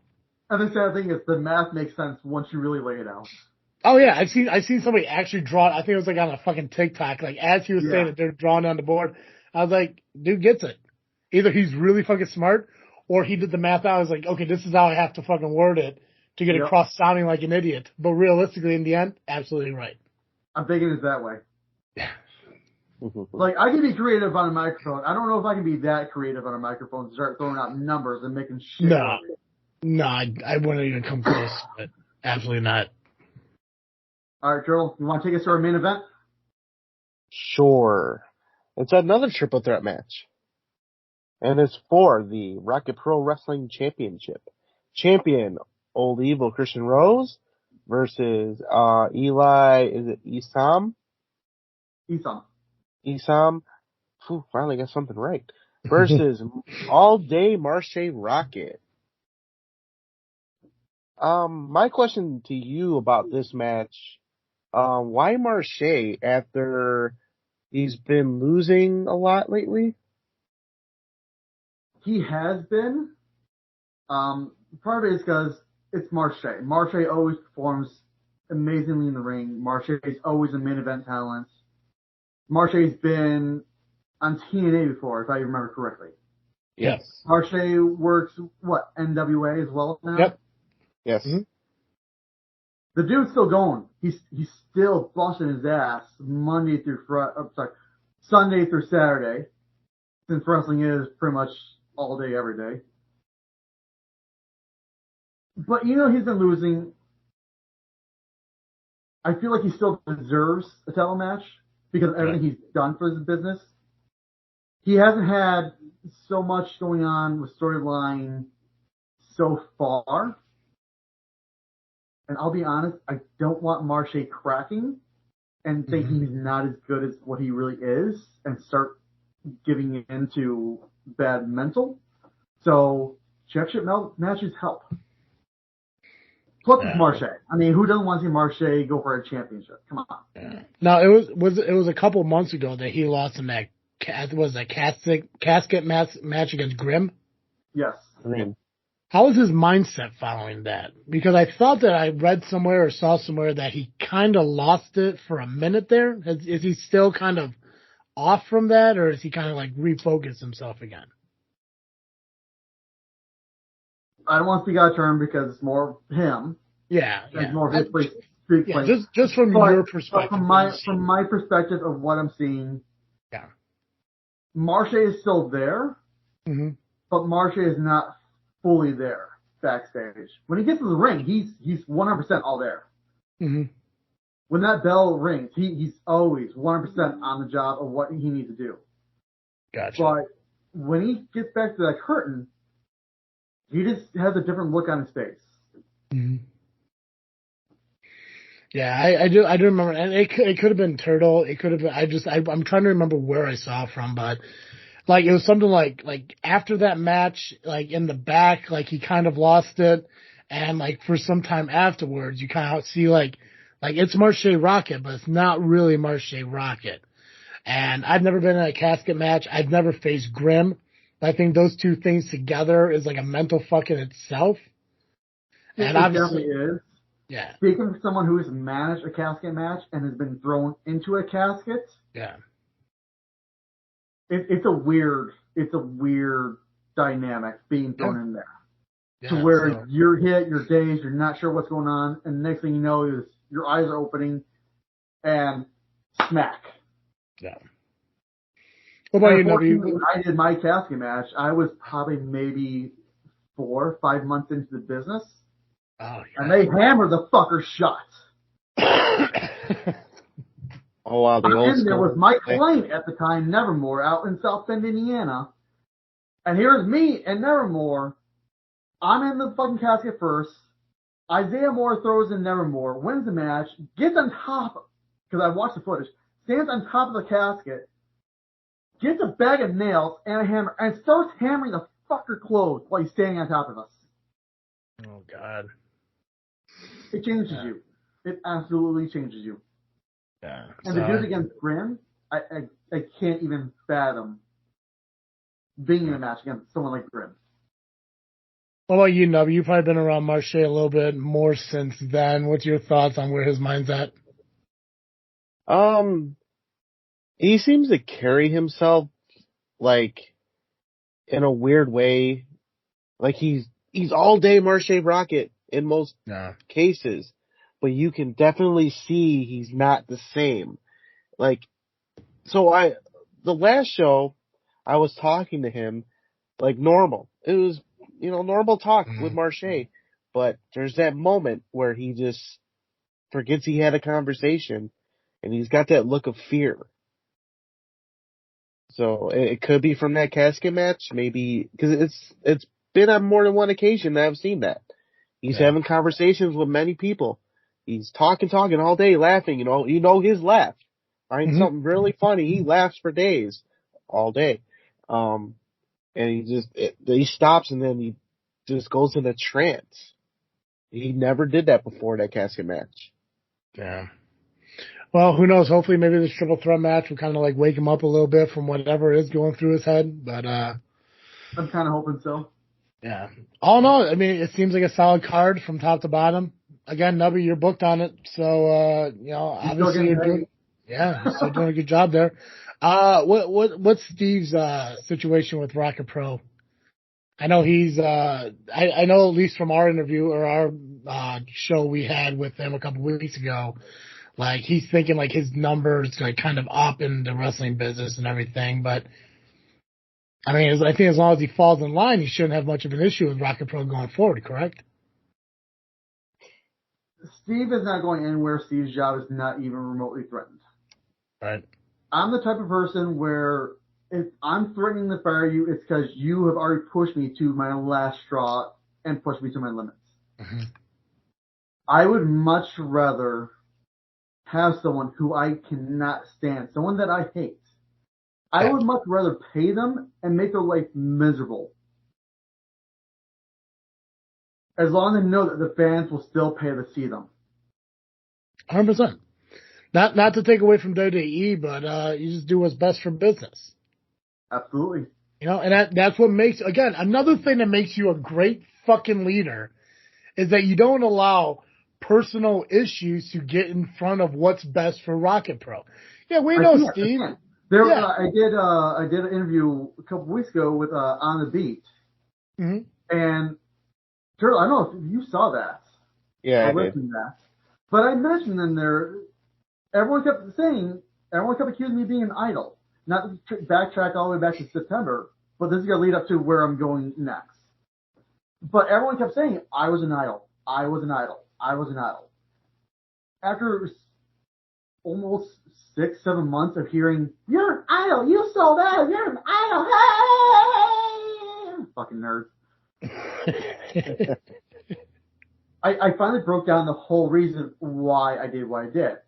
99% of it was because of J-Back and issues I had with J-Back and his leadership. But I also addressed the future I planned for Rocket Pro Wrestling, and I told him, and I put it out to the whole world, I'm going to build Rocket Pro Wrestling as far as I can. I'm going to build it as much as I can.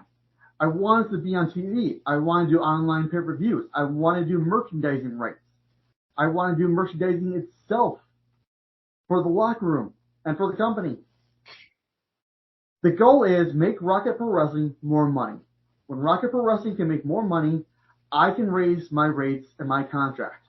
I can make more money. When I can make more money, the rest of the locker room can make more money. Yeah.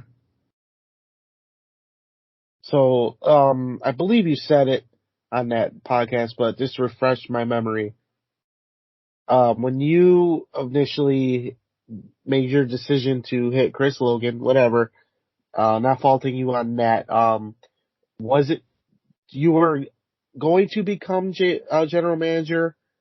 Was that your goal ultimately?